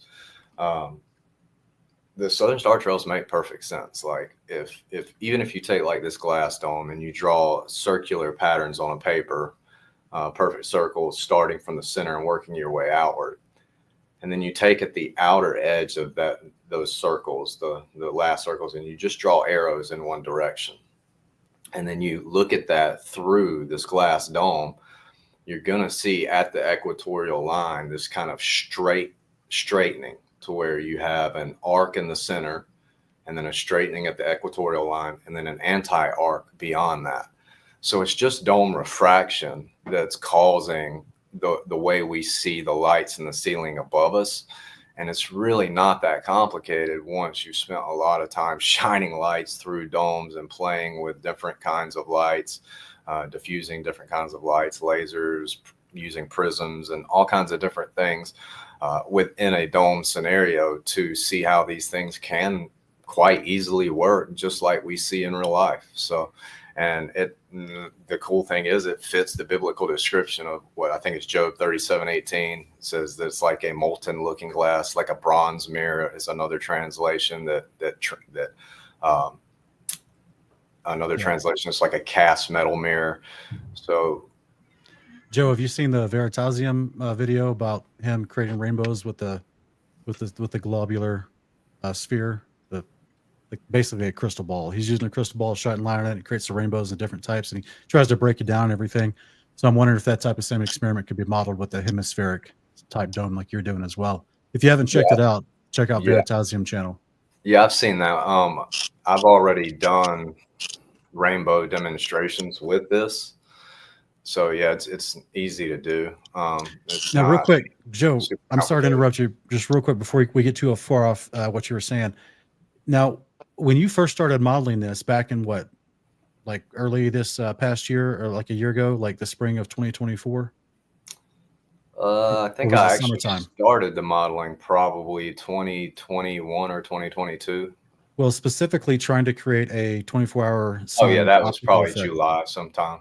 Okay, so and then you made that modeling efforts. You made those aware to Will Duffy, to which he started then bashing your preliminary or your early modeling, right? Yeah, absolutely. Okay, and then the only time that you actually got it to work and demonstrate what is purported to be seen down there was once you added a liquid layer to which you shine. Did I hear you correct when you said that? No, it was actually working from the beginning. Okay. The only difference is that superfluid layer gives you the visual effect through the camera to where everybody can say, okay, that's what the sun's moving west, and it continually does so within the field of vision the whole time. So even if I take the superfluid ceiling out, you still get, no matter where you're looking, you get an apparent 24-hour sun on the southern part of the dome when the source light is moving over Capricorn. Okay. So, and it moves with you as you move around, just like the Southern Star Trails. When I'm showing the Southern Star Trails, they move with the observer as you move around. They just follow that outer edge. So it's just dome refraction. It's the way it's working. It was working from the beginning. What was bad in the beginning was my explanation of it, and it was confusing and causing problems. And not only that, I had the cameras, a couple of cameras inside in the beginning showing it as well. So, you know, everybody's like, I hear a lot of people say, well, put the camera inside, put the camera inside. One, that's a hypocritical request, because show me a camera inside of a globe showing these phenomena. You can't. You can only show me a God's eye view of a cartoon model, not a physical model. So that's a hypocritical request to say, oh, put a camera in there. And then to not understand that a camera, even a lipstick camera, the scale there is way out of proportion. We're still getting an almost God's eye view from the inside. So to me, so that's the rebuttal that I've heard being thrown around, specifically by the TFE crew, is that they're basically saying, well, you can't actually put a camera inside and show a sun circling over your head, but you would need something so microscopic small. They don't make a camera that small for the sense of scale. And you're right, it's hypocritical, because they don't offer that type of modeling with all their globe fictional imagery, right? That they do about nebulas and stars. They don't have a model. Their model doesn't work. They can't put a camera on a globe and show us the celestial phenomenon from a viewer's perspective on the ground. They can't do it. Well, the reason I say that, brother, is because the biblical description is that there are the firmament was described as the heaven, and there's multiple layers of heaven. So the word heaven was the name given to the structure of the firmament, and so by default, by definition, there's multiple layers of the heaven, and it says the Creator lives at the top layer. That's why it's called the Most High, and it's kind of on the nose, and the sun, moon, and stars are above the enclosure that we're in, shining down through the water that's still above us, because the word for the firmament is that it's supporting waters above us, and that the lights, the luminaries, are shining down through it. So I just think it's interesting that you found more clarity to your model once you added that liquid layer between the light and the observer on the ground, because it's more accurate to the biblical description. And so I just wonder if that has something to do with all these strange optical effects, as well as the actual firmament design itself. Now, you know, respectfully, we're doing the best we can. You're doing the best you can. You have a hemispheric, I'm guessing, what's that, acrylic? Is it acrylic? Yeah, it's acrylic. Yeah, but they don't make like different shapes. They just make completely hemispheric domes that you can buy to work with. But if the flight altitude restrictions in Antarctica has anything to say about the potential shape of the firmament itself somehow getting smaller towards the outer edge, this is why they have to fly lower, then what if we had a dome shaped like that, and then you started modeling with that? Would it look more specific to the observation they saw?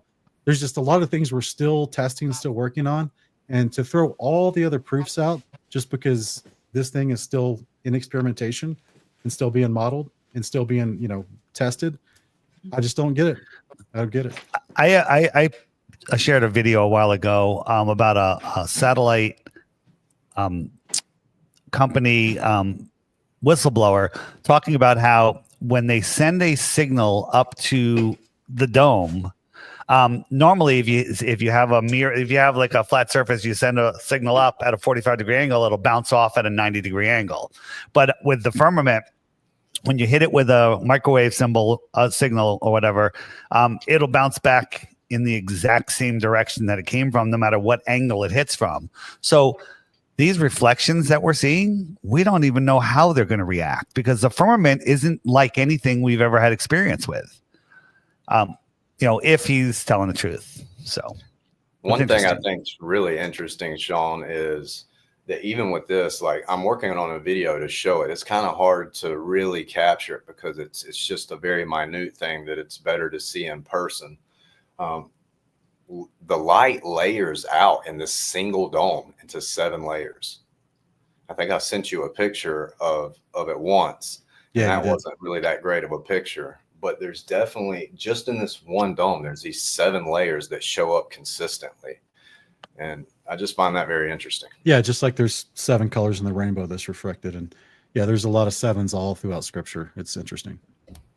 And that is what is described by not just the biblical accounts, but also even early church fathers. They said they were taught by the apostles the concept of cosmology was there were 7 layers of the firmament.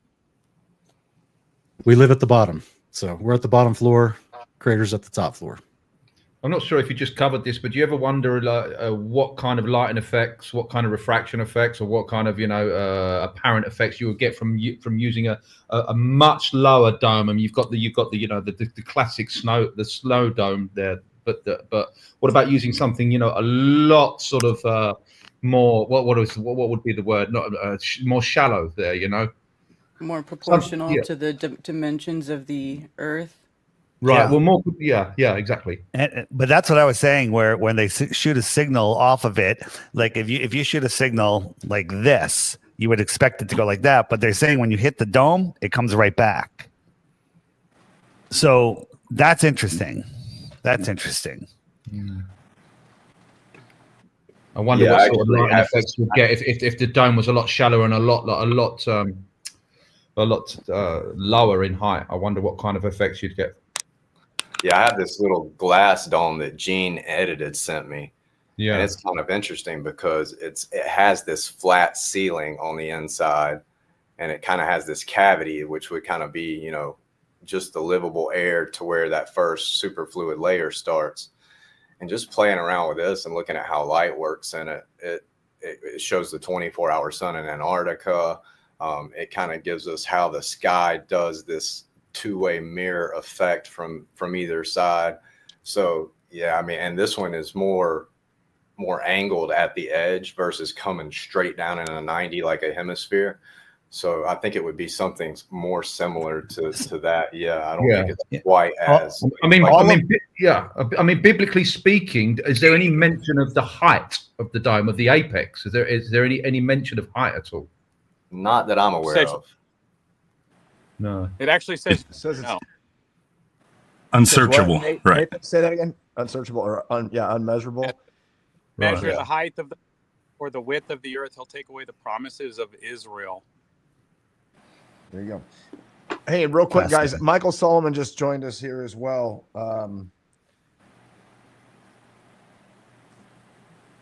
Hey, everyone. How's it going? Pretty good. Pretty good. Glad to be here.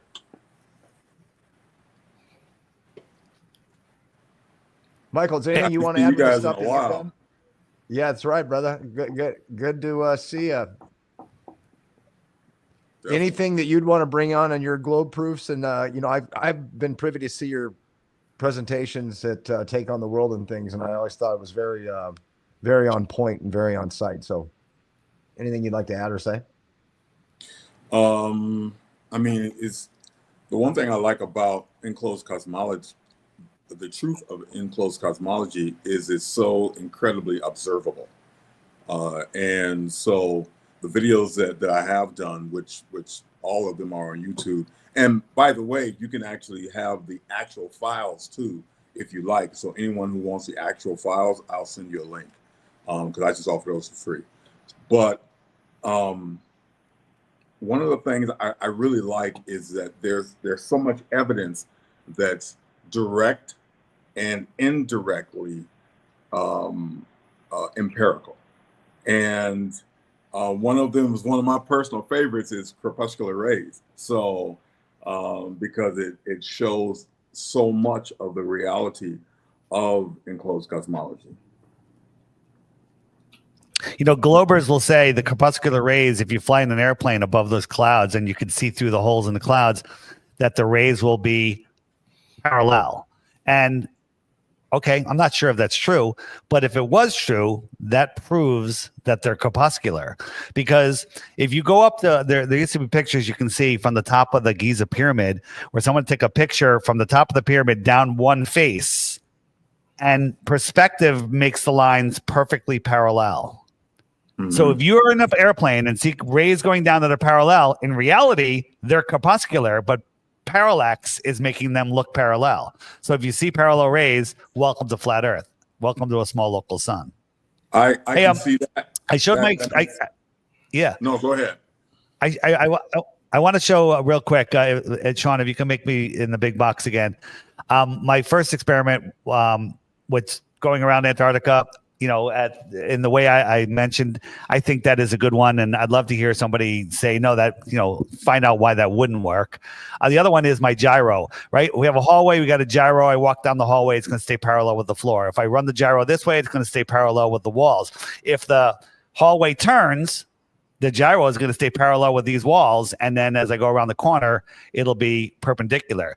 Well, the globe, if we look at the globe, all of the lines from north to south are straight lines. So if you had a gyro lined up north-south, you can follow it and your compass reading would remain the same. However, in the north at a latitude, you'd have to constantly turn to the right just to maintain a heading of 270, right?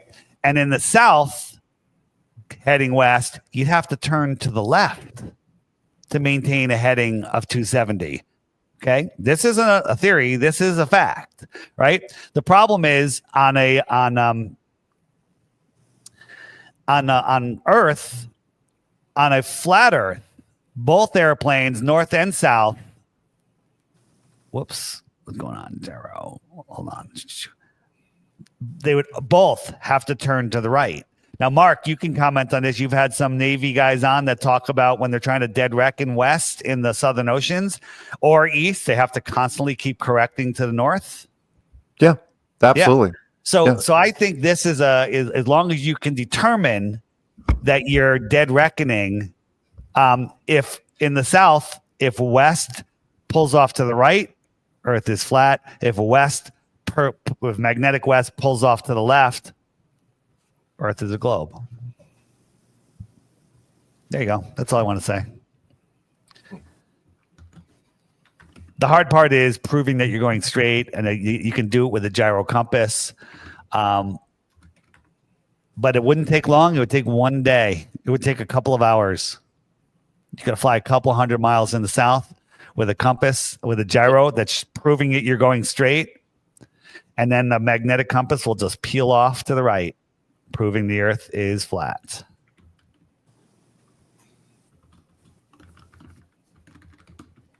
That's all I got to say about that. I don't know if that's really a good proof, though, because compasses just follow magnetic flux lines. They don't really tell you about the shape of anything either. So that is an interesting point. So you don't think that the compass will maintain a northerly, would it flux a lot, Karen? Or, I mean, could it actually switch and switch to the left? Like if you were not as far down as Antarctica, but like Brazil. Well, are you assuming that there's only one South Pole? I'm assuming that there's just southern magnetic anomaly, because there could be two. All right, I was assuming that the compass would point towards the North Pole, but I could be wrong. I think this is an appropriate time. We have another question coming in asking, where is the South Pole Station on Gleason's map? The South Pole Station is just farther south, and they say it's a South Pole Station, but we don't know if it's on a South Pole. It could be at 90 degrees south, according to the grid lines.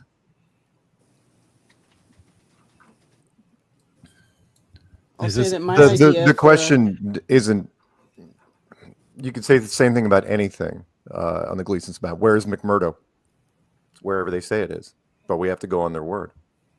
Well, my idea that I've been saying for the real final experiment, what it should have been, is they should have had 3 different teams, and they should have had one team leave from Australia to Antarctica, and one from South America to Antarctica, and one from Africa, South Africa to Antarctica, because all 3 of these places advertise that they have trips to the South Pole, and from your trip to the South Pole, you can pay extra to go to the actual geographic South Pole from all 3 of these places.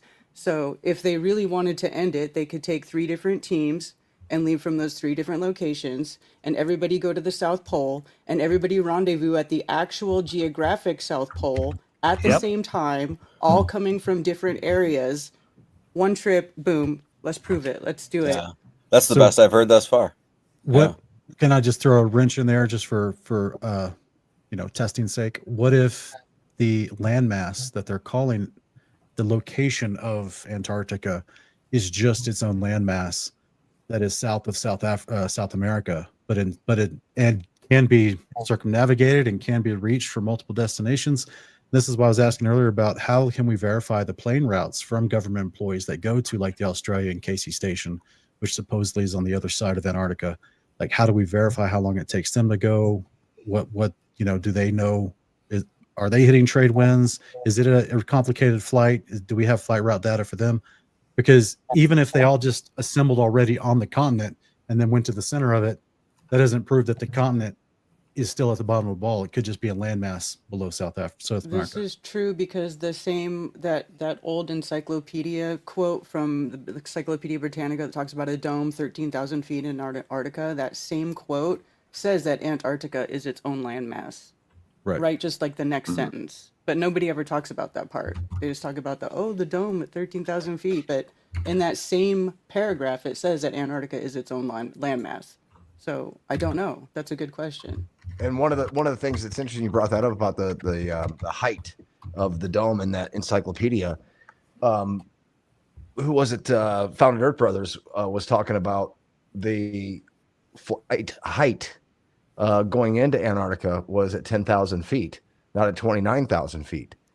And less than 500 at McMurdo. And less than what? Less than 500 at McMurdo. Wow, I didn't know that. Yeah. So yeah, you've got to keep the plane low for some reason, huh? Yeah. Yeah, Will Duffy is, as far as I know, his drone flight was the highest altitude approved drone flight ever in Antarctica, and that was 1 mile. 1,500 meters. I could be wrong on that, but I think that's the case. I also wonder if that has to do with the general elevation of Antarctica being so much higher because of the ice. Yeah, so that wasn't the claim that the South Pole is 600 miles further south from Union Glacier. I wish Witsit is having trouble streaming. He's trying to multi-stream this and it keeps kicking him off, but hopefully he'll be back soon. But that's what I heard. That's what I heard. I could be wrong. So if that's the case, that's a lot of land for the firmament to change slope and to change height restriction. This might be this is a map of all of the bases. Good. I was just gonna say this might be a stupid question. Real quick, you might have covered it already. Go ahead. Sorry, brother. This might be a stupid question, and you might have covered it already. But how do we know there is a South Pole? I mean, everything's pointing north, so the South would just be the opposite of what things are pointing to. So how do we know there is an actual South Pole? Or maybe there's just one pole. I mean, is that a stupid question? Right. How do we know they didn't just put know. a globe? That this is the whole globe head. Hey, there's Witsit. Yeah. Like, there's Witsit. Did you get to hear that question at all that Alex just had? How do we know if there's a South Pole? Yeah. We don't. Right. I tried to tell Jaren that yesterday. Oh. So it's not a stupid question then, thanks. How many South South I don't know why Poles I keep saying he said we went to the South Pole. Now we know there's a South Pole. Like what are you talking about? We literally didn't do that. So I don't know. How many South Poles are there? What's it that you've heard of? Or anybody on here? Marty, anybody? Alex, Mark, Dave, Karen, Nathan? The globe religion. I think whatever direction you go, when you get to 90 degrees south, you can say that's the South Pole. So whatever that ring is, it would be like the South Pole ring versus the equatorial ring. So that's the magic number is 90 degrees. That's where they tell us the South Pole is. I mean, this is a map right here of all of the bases, and then if you look at it on a flat Earth, you have bases out here. People from this base don't meet people from this base. Hey, let's go to the South Pole. They're too far away. This is what I'm saying. Does anybody know about people who've gone to Antarctica and then done the extra trip to the actual geographic South Pole and then run into somebody who came there from the other side? I just don't think that's happened. So I'm sure we can get someone to tell a story that it happened.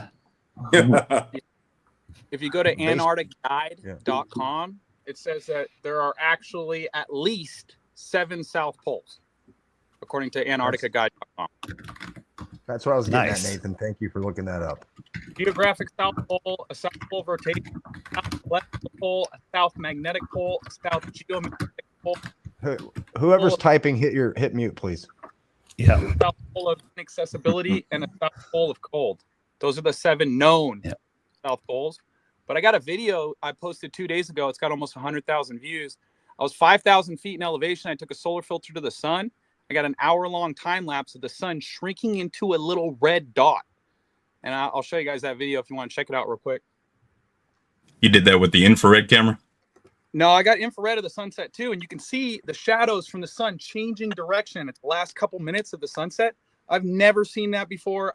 I can't explain that on a globe. I'm still trying to figure out exactly what's going on. It looks like the shadows get more and more parallel to the observer and close in on the observer as the sun gets further away, which on a globe just makes absolutely no sense. I can show you that video too if you guys want, but Wes hasn't said much. Good to see you, Wes. That's my old roommate right there. Blessings, fam. Hey, But Nathan- utmost love and respect to all the OGs here today. Nathan, what you just said actually makes sense, because if the light source is going further away from the obstruction, then the beams will start to become straight. So that makes sense. Can I show you guys that video real quick? Yeah, Yeah, give it a try. Go ahead, Nathan. Make them big. Nick. Thanks, Sean. Here's the sun shrinking in an angular size. This is what it started out as. This is what it finished as, a little red dot. Now let me go to. Are those two separate videos there, Nathan? No, Are those two separate shots? The sun. That's the video that has like 100,000 views in 2 days. But yeah, watch this. I mean, these shadows, you see them changing direction right here. Hold on one sec. Look at them moving. You see these shadows moving? And then, like, this is the infrared, right? Once the sun sets, no, we were still looking at it for like 5 minutes. I mean, it was like still a sun there almost, but it just It's wasn't. still just going away through the atmospheric deck. Yeah, and then look at these shadows. They go from this direction and they move this way, and these shadows move this way towards the observer. Watch. You'll see these shadows are changing direction, and in just a couple minutes. Is And that if that because thing's of the nice- circuit of the sun? Yeah, has to be. Not only is it moving west, it's going around polar center, so it's going to go north too. Yeah. So I thought that was a cool video. Well, the Nice, sun bro. would have parallax, or not parallax, but what would you call that? Not parallax, but through those clouds. Hey, I'd like to just throw out an observation. Going back to TFE for a minute, isn't it super suspect that Will Duffy was absolutely positive it was going to be blue sky, and it was cloud? I think, Gostin, correct me if I'm wrong, that the people that were there said it's been cloudy for months, and then it literally cleared up like hours before you got there. Is that true, Austin?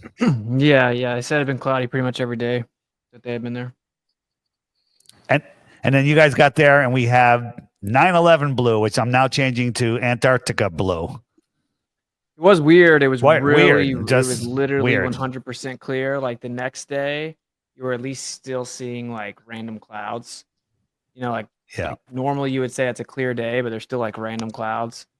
There were no clouds the first day. It was pretty surreal.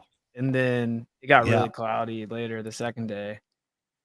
So I do think that's kind of Did you see- weird. by the way, did you Not see impossible. any planes in the sky while you were there? Were there? Because I did notice there were lines in the sky. I just didn't know if those were naturally occurring clouds or if those were from an aerosol canister. I didn't see any planes like that. No, like seemed like the only plane that comes in is the one we were on. You know, like Chile government has planes come in apparently, but not while we were there. So nah, they were weird looking clouds though. There were some weird looking clouds. The question that I wanted to ask you earlier was, you know, what was the dialogue like between you guys with the other folks that were there? I mean, were you guys I didn't comparing really notes talk about to 'em, flyer man. tests? Okay. Yeah, like the Globers. Like I didn't really talk to them. I feel like they were weird and kind of socially awkward, and I just think it's weird. Like McToon talking to me like somehow like everything's normal. You know, I mean, I wasn't mean or anything, but I wasn't like super excited to hang out and tell them my life story or something. So, Well, what about I didn't really talk. notes on what about exchanging notes on any of the experiments? Did that ever come up at all? Yeah, somewhat. Yeah, I mean, every time that I would tell them the basic fallacy embedded in what they were claiming was a proof of the globe, they would just like spiral and fail to grasp it. So it was I wasn't there for that. So basically, I just consistently articulated I didn't consent to those type of conversations. That's what happened. The first night I got there, we ate dinner, and then it was like 3v1 trying to debate me. Like as soon as I got there, it was super lame. So I was like, I'm not doing this the whole trip. So Sounds like you're just trying to keep the peace the whole time pretty much, yeah. instead of fisticuffs. Hey, real quick question, Austin. I forgot to ask you when I had you on to interview about it, but when you flew in and out of Union Glacier, did you guys record the flight altitude of the plane? How high you are flying? Because from your videos, you didn't look like you're at 40,000 feet from your videos. That's what they said. Did we independently record it? I didn't. I mean, I do think we have some pitch data, but it was something to do with it's in Chinese or something. I don't know. It's a whole thing. But yeah, you're asking independent of what it was reading because they were telling us. I mean, the alleged altitude was 43,000 feet. We were cruising, I think. Interesting, because I've seen mountains at cruising altitude, and those look you look much closer to the mountains. Yeah, you look like you're like lower. 15,000-20,000 feet. Yeah. Because those mountains are only what, a mile high from your altitude? That's what I don't know. That's the tough part of all of that is I don't really know. Like I don't know how tall the mountains are. I think they have claimed measurements for a lot of them, but I definitely can't verify any of that. I mean, just say that they're right. Maybe half of them have claimed measurements. They don't even claim to have all the measurements. I will say though, I understand why. Like it wouldn't be easy to go. I mean, you can get elevation angle, I guess, to get it, but I don't know. I don't know the height of them. I wasn't able to know the distance of them. You could see really, really far. It was really clear and very flat. Very flat. Like the Globers were like Freudian slipping, talking about how flat it was. Were they doing any other experiments other than observation and the drone shot? They put some like snowballs in a circle to mimic a sundial or something. Oh, I saw that one guy was weighing stuff. That's true. Yeah, he weighed stuff. And He was then trying to weigh stuff to say that it weighed something different in Antarctica than it did where he's whatever. So he waited till it got closer to what he wanted it to be. That's what he did. I've been researching that, and supposedly atmospheric pressure can actually change weight very slightly. Yes. And in Antarctica, there's supposedly, according to mainstream statistics, there's less atmospheric pressure down there. Yeah, and then the electric field is very interesting as well. There's like a correlation with altitude and the electric field and electric potential. So it changing, weight even changing at altitude would maybe have both those variables, pressure and. Wouldn't that happen if you're getting closer to a barrier?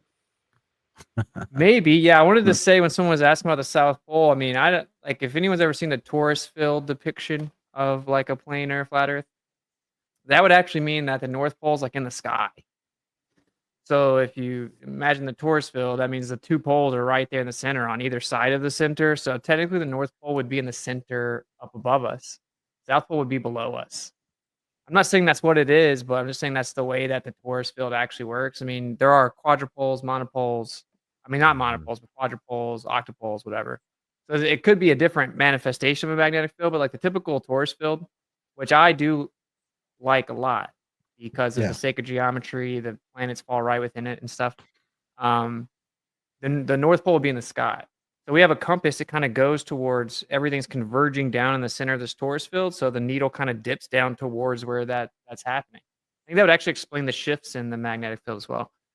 So anyway, I just now, Austin, would the torus field? That's no south pole to the south in that scenario. Would the measurable effects of a torus field be dependent on the shape of the container it's in? No. Well, it's interesting. I don't know how that all works. I don't know how the magnetic field is expressed relative to the container. Okay. I wouldn't know. Well, we Depends could on what the have container magnets. is. We have magnets that are shaped like pyramids, and they still have one pole on one side and one pole on the other side, and the field still manifests in a round shape. So it's like, I guess Does- it could affect it a little bit, but ultimately, no, I don't think it does. What does change it is when you have different configurations of different magnets within a vicinity of each other, and then you can start creating different sorts of dynamic magnetic fields like that. Would Yeah, it's like the water sequence mess up the changes with magnetic the, field or change the magnetic field? I think it would probably more so affect the water. Like, so I think that we're kind of talking about different things here. So obviously material can kind of stop the expression of a magnetic field. So if there was like some type of solid container, would it somewhat confine that's what you're asking, like confine or affect the actual expression, the full like extension of the field? It could, depending on what it is made of. And then water could as well. It kind of depends on what type of water, and more so you would think the magnetic field would affect the water. I don't really know. So I don't know how any of that works. I think it's probably something that would blow our minds, but if you look into like superfluid and magnetism, it's very interesting. There could be like some pretty crazy manifestations of a container, right? Like I think that's out of our league. Austin, do you think a lot of people talking about the upward vector? Do you think the torus field could explain that? Outward vector, what do you mean? Well, a lot of people are talking about the upward rising Earth, aren't they? And they keep regurgitating this phrase, upward vector, upward vector. Wouldn't that just, if that's measurable, wouldn't that just explain the torus field, the ether that's doing this apple kind of torus ether energy field or whatever? I don't know what that is. Well, it's not a phenomenon that actually has to be explained, like it just made up. So like upward, like what upward vector? I just made up, you know? I mean, yeah. Their whole argument is that if things are falling, there's no displacement, so Earth must be moving up, and it's provably wrong. So there is displacement, and objects fall at different rates all the time. People are still trying to prove that? Yeah, it's pretty interesting. Wow. So, okay. No, I don't. Nah, we don't have to explain upward vector. I think someone believe it. No. No, and they think that we're all shills for not believing it. How insane is it that we live in 2024 or 25 and you had to get a bunch of ragtag YouTubers to go down to prove the globe? How insane is that? Just that alone. One member of the congregation of the church had said that it's like we have rovers on Mars and ISS, and we have all of the all of this technology, and it took how many years for us to go down there? The other problem with this is according to science protocols, that sort of thing, the least amount of experiments you're supposed to do to claim it's final, if you will, is at least 3. So even calling this thing the final experiment goes directly against the basic protocols of science. So good point. It's just not even an experiment, right? It's like observational. Yeah. So it is interesting. The sun did a circle, bro. Like it was interesting. I've never even seen it in the north, right? So if you've never actually like seen it, it's pretty crazy. It's like just weird. You've never seen the sun just never go down and do circles around you. That's pretty crazy. I'm sure it's the same thing in the north. But that's about all it was for me, bro. Going there, I knew that's all it was going to be for me, and that's all that it is. It doesn't really surprise me because the sun starts to take a different trajectory past what is called the equator. You know, it's funny, though, when you brought up like the whole Beyond Mars thing. I actually said this to Dave McKeegan while we were there. I was like, don't you think it's weird that we have like pictures of the pole of Jupiter, but we don't have like pictures of the South Pole on Earth? And like he just like went into this weird like defense attorney mode where he was trying to convince me it made sense. I'm like, it doesn't make sense, bro. So, you know, where we're going, there are no pictures of it. Well, this is what I've said this for a while, and this is, I guess, this leads directly towards like the whole Jaren thing and stuff like that. That this really has nothing to do with the science, because as we see, it took maybe a week for me to look at the science, be like, well, pretty sure it's flat, you know. So at some point it gets to a point where it's like, how much are you willing to stand in it? How much are you willing to, you know, how close are you to God?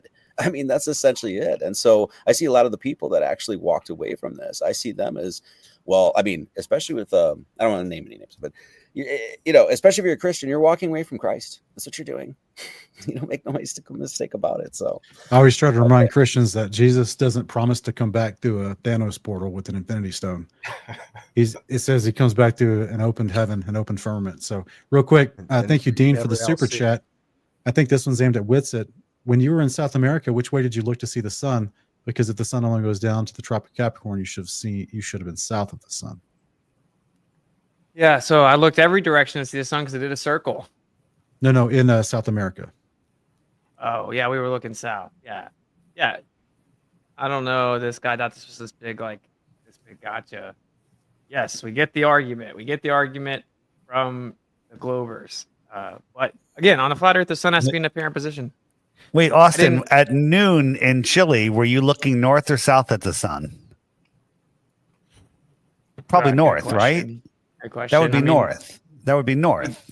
Most of the time you saw the sun visibly in the sky in Chile, it was north. It was in the northern. Okay, I thought you said the opposite, which made my head spin. Not there. Well, no, but there was definitely a lit up portion of the sky. I saw that after everything else was dark. Yeah, and that was south. What else is interesting is like really trying to work out that part of it because the compass did like point directly south the whole entire flight and like multiple different compasses, which would say like, okay, it's generally accurate with the direction. This idea of like insane magnetic declination doesn't really make sense. And they'll say that the magnetic pole is actually out in the water on the other side. So when we're going to the center, we're going off to the right, if you will, that it's going to kind of line up south. And so trying to like work out all the directions where the celestial pole was in the time lapse and then where the actual area of the sun was and where we were flying is like pretty tricky. So Austin, if you look to the north while you're in Punta Arenas, you saw the sun traveling from the right to the left of the sky. Is that correct? Wait, say again. If you're looking to the north while in Punta Arenas, did you see the sun traveling from the right of you to the left of you? Yeah. Okay. It would rise up more like kind of south. Then where would it North south. And then it would disappear. And did you guys have a chance to watch a sunset at all to see where in the sky it disappeared? No, I didn't because it'd always be cloudy. Okay.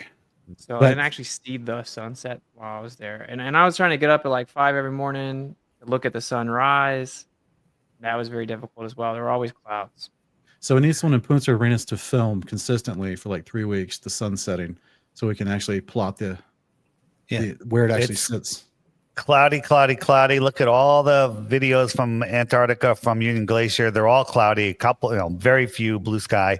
They get there. Hey, Will Duffy's a prophet. He knew it was going to be blue sky. Something fishy is going on there. That is the strongest argument that something's weird. It's just that he was so confident about it. But you guys know that prophets publicly make declarations that God's word can be falsified, right?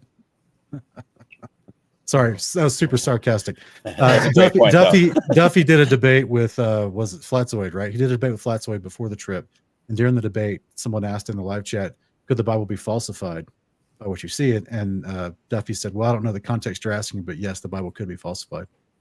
And I'm sitting there going, "How are you a pastor of the Bible and claim that the Bible could be falsified? Like, what is going on here?"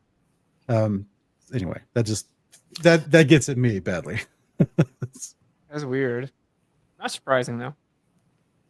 Hey, speaking really of the Bible, I get some behind the scenes footage. Go ahead, bro.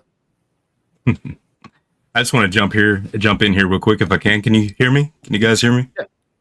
Cool. I'm a nobody compared to the work you guys have done in the community, so it's an honor. But for those who don't know, I've made music with Alex Michael, D Marble, and Ken Heidebrecht. And as Nathan Thompson said, he was my roommate for a bit. And Sean and I have also done a biblical cosmology series called Uncommon Ground for a few years.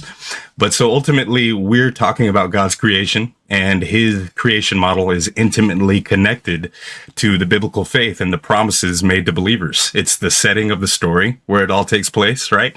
There's a literal, physical, material vaults of heaven where the Most High, his Son, and the angels live. A literal continent-sized kingdom with many mansions is supported by the third heaven. That's the kingdom of heaven. There's the earth plane where we live, and then underneath, there's these basement compartments for the souls of the dead. And when Christ returns to bring that kingdom down to their earth, the Bible says the heavens will be shaken, the firmaments will open like a scroll, the stars will fall to the earth, the sun will turn black like sackcloth, The moon will stop giving her light. Sheol beneath those basement compartments will give birth to the departed spirits. The promised land will be leveled, and the New Jerusalem will descend from that firmament to the earth, and the meek inherit the earth forever. So every aspect of the creation model is described in scripture as being used at this fulfillment of the good news of the kingdom to come. So if these things had zero importance pertaining to the story, they wouldn't be in our God story. But each of these constituent elements are just intricately woven into the fabric of our reality from beginning to end. And if we have a moment, Sean, I'd love to illustrate that for everybody. I've prepared a clip. Any chance you could pull that up and play it, brother? I don't know if you can hear me. Where'd he go? You know, it's fun. Yeah, Wes, just give me 1 second. It's Wes. It's still loading into the studio. Okay. No worries. Hey, one of the things that Skiba used to say is about that was when New Jerusalem comes down, you know, the dimensions that it gives in the scriptures, you know, the width and the height and everything. When you measure it out on top of a ball that's supposed to be 24,901 miles, if it sits down and it's straight lined, is it going to teeter-totter? It's actually going to be 121 miles above the curvature. So for the inhabitants of the nations to get to the gates of New Jerusalem, they'd have to travel 121 miles in height just to get to the gates. It doesn't work on a ball. If the earth were a ball, right? Yeah. Yep. Yeah. And real quick, something you said, Wes, while your video is still loading. This is an Isaiah. Remember all the high altitude photos that people have done in the flat earth community over time? And you know, when they get up to a certain altitude, suddenly they can't see the stars, they just see blackness. This is literally Isaiah 50, verse 3. He clothes the heavens in black, makes them as sackcloth. I mean, that's pretty wild, because the average person would be asking, well, why didn't we still see the stars? But the Bible makes a claim. We do an experiment with video to verify the height and the curvature, but instead we see something that verifies a claim that the Bible has made. And I just think that how can we just throw that out as in it's not experimental data? It's because, you know, the globe makes claims and then they try to go do an experiment to reify their claims. Well, the Bible's made all these claims that we continue to find evidence for over and over and over again. But if you guys want to, real quick, you can play this this short thing that WesBlaze prepared for all of us.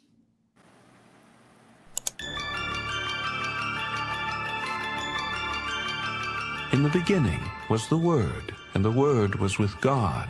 God created the heavens, and the earth, and the Spirit of God was hovering over the face of the waters. Then God said, "Let there be light. Let there be a firmament in the midst of the waters." And God called the firmament heaven. God called the dry land earth. Then God made two great lights. He made the stars also. God set them in the firmament of the heavens to give light on the earth. And God saw that it was good. So I did not know Jesus. I didn't realize the Bible was true until somebody introduced me to what the Bible says about the earth. So when the fourth or fifth unconnected source was nudging me to look into this idea of a flat and stationary earth, I started with the science of it all, investigating the claims of heliocentrism and the globe model, comparing it to real-world observations and measurements that could be repeated and verified. Real science. And I was left with more questions than answers. Why do we see too far for the curvature math to work? How have we seen the same stars fixed in their constellations for all of recorded history? Then I was quickly led to information pointing to the ancient Hebrew conception of the world, biblical cosmology. Like the greatest author that he is, Yahweh revealed to me the setting of his story first. And I find it beautiful that he does the same thing in his word on the very first page of Genesis. And it made me think, if they're lying about this part of his word, then what else does it say that I should know about? The gospel that Jesus preached was the gospel of the kingdom of God. And the whole point is, if you believe in him, he raises you to eternal life, and he gives us a promised land, the kingdom. You know, thy kingdom come, thy will be done. Because the kingdom is coming to earth, as Revelation 21 tells us. It's a 1,500-mile cubed city made of gold and all kinds of precious stones. He says that comes down through the heavens. Where does it come from? Outer space somewhere, a galaxy? Where's heaven at? The Lord works in mysterious ways, and there are many things I don't know. That's all right. Nor do I. I'll leave you with this, brother. I'll leave you with this, because it's good to think about, because the kingdom of heaven is said to come down. The firmament of heaven will roll open like a scroll. Isaiah and Revelation both say, and that the kingdom is going to come down through it. I can confidently say that the Creator used the truth of his creation to bring me to an unshakable faith.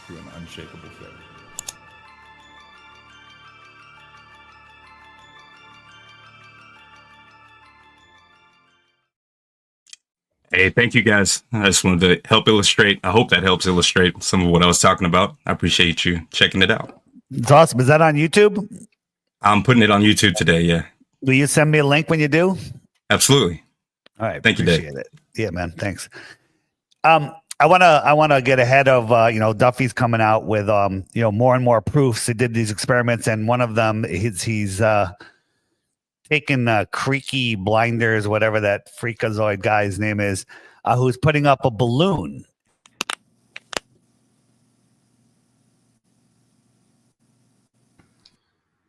You're muted, Dave.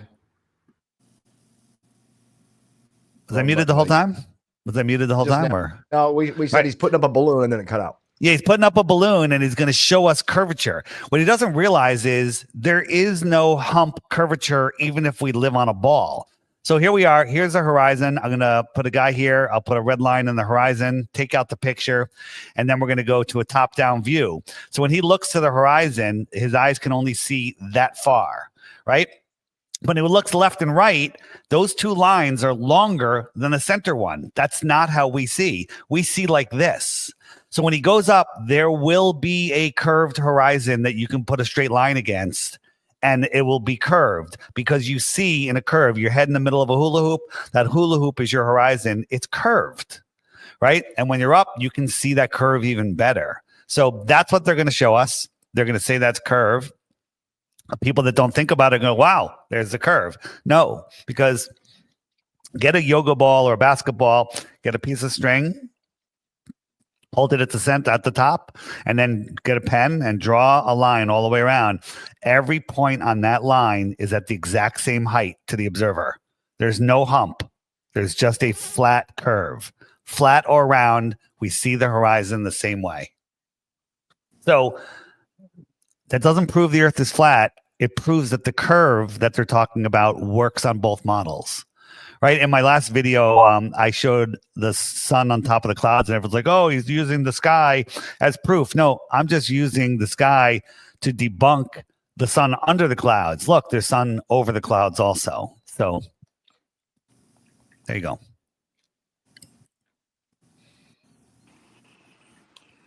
Hey guys, I want to share something I did online just looking for the sun behind Mount Rossman. I spent probably a couple hours looking at all the video that I could find from the marathons down there for multiple years, as well as any still pictures I could find from people who went there.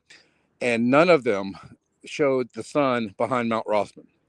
So I find that highly suspicious. There was one picture that said creator, and it was obvious Photoshop with a big sun dog or sun halo around the sun.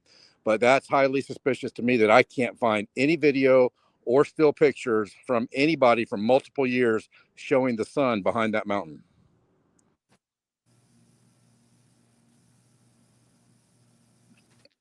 And you would think that if somebody was there when the sun's behind that mountain, it's midnight, and they'd want to get a picture of that. Like, oh my God, the sun's up at midnight, right? That would be the first picture I would take.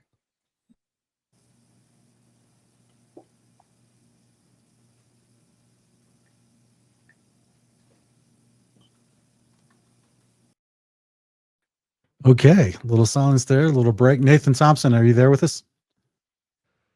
It's a great view, Nathan. Yeah, I'm here. I'm kicking it with you. He's on the lunch table right now. I don't know how. Yeah. All good. That's where I want to eat. Right. That's all right. It's okay. We can have some dog butt in the frame. It's okay. Hey, All Nathan, right. you said you just sent a drone up and you took an infrared filter of the sun as it went away from us. That wasn't a drone. That was a converted 900. Okay. Nikon P900. Yeah. Oh, so you had it on a stabilizer tripod on top of a mountain? Yeah, we're at the highest elevation in Georgia. It's about 4,800 feet. I also zoomed in infrared and saw Atlanta from 80 miles away. It was not even a clear day. That camera is just a beast. It zooms through everything. So what would it take to put a P900 on a high altitude balloon and watch the sun go away? Well, Joe in March, he's planning on taking a plane ride for the lunar eclipse. He invited me up. If I can fly out and hang out with him, I think getting in an airplane with the infrared would be really cool. Jay told me none of that, but could we encase it in a bunch of styrofoam to try to protect it on its descent? yeah, the Well, Sean, temperature. I can chime in on that with the weather balloon stuff or the high altitude tests. You know, the balloons have to have a certain amount of lift, and the P900 is an extremely heavy camera. The other thing that you'd want to do on a high altitude test is you'd want to have a mirrorless lens, because that's what it's going to give you a more of a human eye construct as far as what you're seeing. When we did the 2 high altitude balloon tests in Ohio, when Rob and I went down there and chased balloons down, the one thing that I noticed was we were told that the lenses they changed on the GoPro cameras were to mimic what the human eye sees. The problem with that was we weren't allowed to see those lenses before we put the balloons up. And when we got the second balloon back with the camera, they plugged that camera into a computer. They were like, oh yeah, you could use this as a webcam now, that what we did with converting the GoPro camera. So I actually plugged the camera that went up 110,000 plus feet. I plugged that into the camera, and I actually took the camera and I put it on as gently as I could. I held it on the garage door bracket that was in there, and I put it in the middle of the screen. And yeah, there was no curve, but you put that away just a little bit and brought that camera down, there was added curvature on that lens. So no matter what, you're dealing with lenses that are round, you're dealing with, encasing, you're dealing with 2 pieces of glass, you're gonna experience something. The best case that I've ever seen on that, using the fisheye lenses against themselves for science purposes, is, do you remember when Mythbusters did their test with the going up in the jet? The U2. Yeah, the U2. So if you look at the footage on the runway, it's the same thing with the Felix Baumgartner stuff with his jump. The lens on the ground showed curvature, and that same curvature ratio was throughout the entire video when you went to that camera. So the ground is humped before they even left the ground. And that's what a lot of people, they make the misconceptions like, oh, see, there's video footage. And it's like, well, no, guys, you got to know what the lenses are that you're using. You have to know the schematics of these cameras. And if you don't, you're going to get results in what you're looking for. If you're looking for curvature, yes, of course, it's going to give you curvature, because the curvature is before you even leave the ground. So to answer your question, Sean, how would you even control the P900 from the ground? It would be almost literally impossible. I mean, it was that package that we put up, both packages that we put up in the air were so light compared to an actual camera. I mean, there was next to nothing in there. And you also have to worry about the effects of the cold air, which could come in on the camera, on that camera itself. And Karen's there's no way to, right. There's no way to stabilize it. So I mean, you'd have to have a pretty big balloon. I mean, I'm talking massive balloon to put that up. And also, we didn't use helium. We used, gosh, what did we use? Hydrogen. We used hydrogen. I believe it's hydrogen that we use. It has more lift. So it was actually better. And at the time, we couldn't do it. To be honest, this kind of sounds like a lot of excuses, guys. I mean, they did fine on the moon. They had cameras. I mean, what's the problem there? Just use a Hasselblad that can take 21,000 photos in 3 days. Sean, make me big for a second. This is Nathan's footage, 80 miles. It's pretty impressive. We zoom in. Here we go.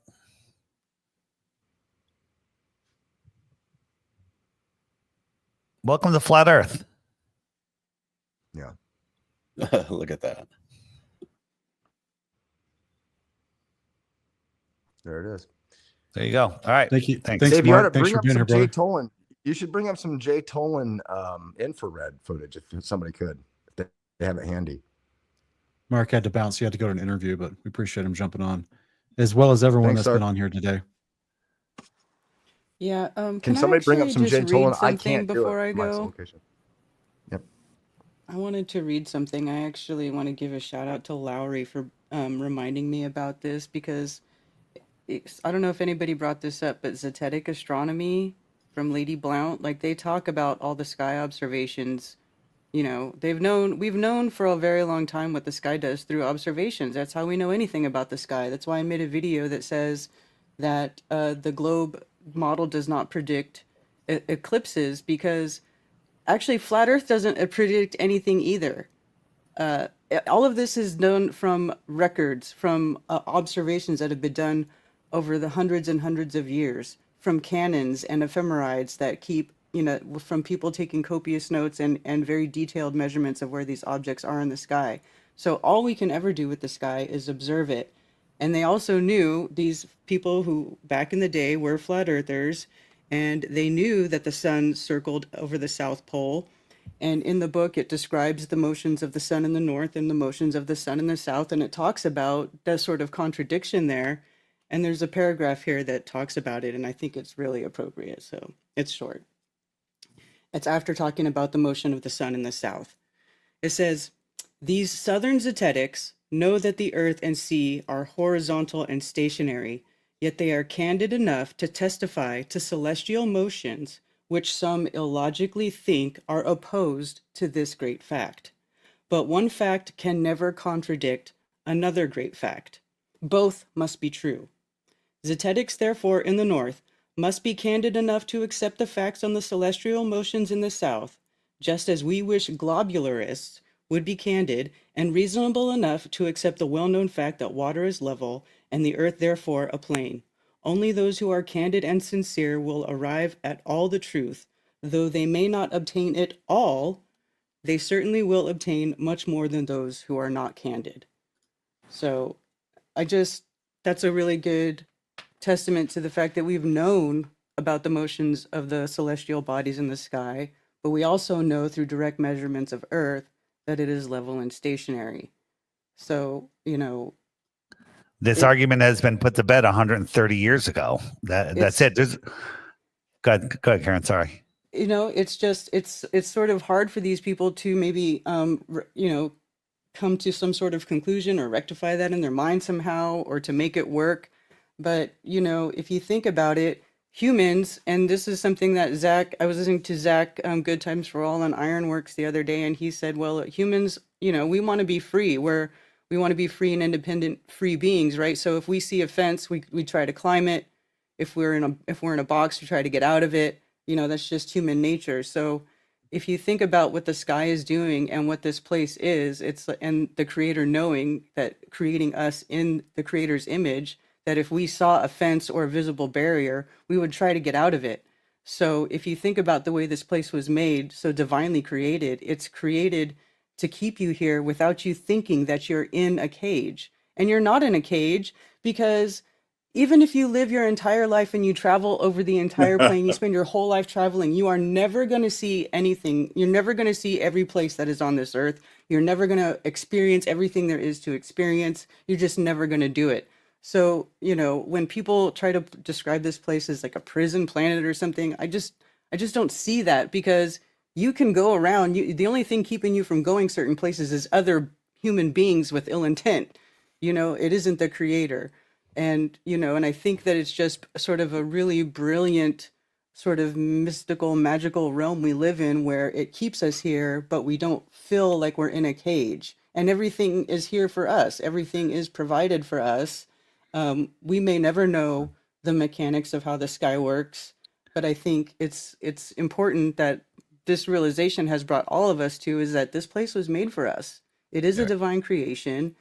And I think it's important, like Marty says, and Rick says, and Sean and everybody. And I'm not so much a Christian-based channel, right? I don't do that a lot, but I do read the Bible, and I do think it is important for people to include that sort of part. I feel like a lot of people in this are still looking for answers outside of themselves, or they're looking for answers that don't include the Creator or God or whatever you want to call it, right? But you can't leave that out. You really can't leave that out when you're talking about this place. And are all the Globies atheists? Are all of them atheists? No, I mean, Robbie, I talked to Robbie and I asked him what made his, made his decision. He decided that he was going to stop taking the Bible in a strict literal way. And this is a problem since the 2nd century AD within Christianity, is that they started giving themselves, the further they got away from the apostles, they started giving themselves license to just interpret with their own precepts. They would come to the Bible. Augustine of Hippo was the most criminal of all of them that would do this. He started reinterpreting everything in the Bible, and then a lot of that by tradition got picked up by the Orthodox and Catholics going forward.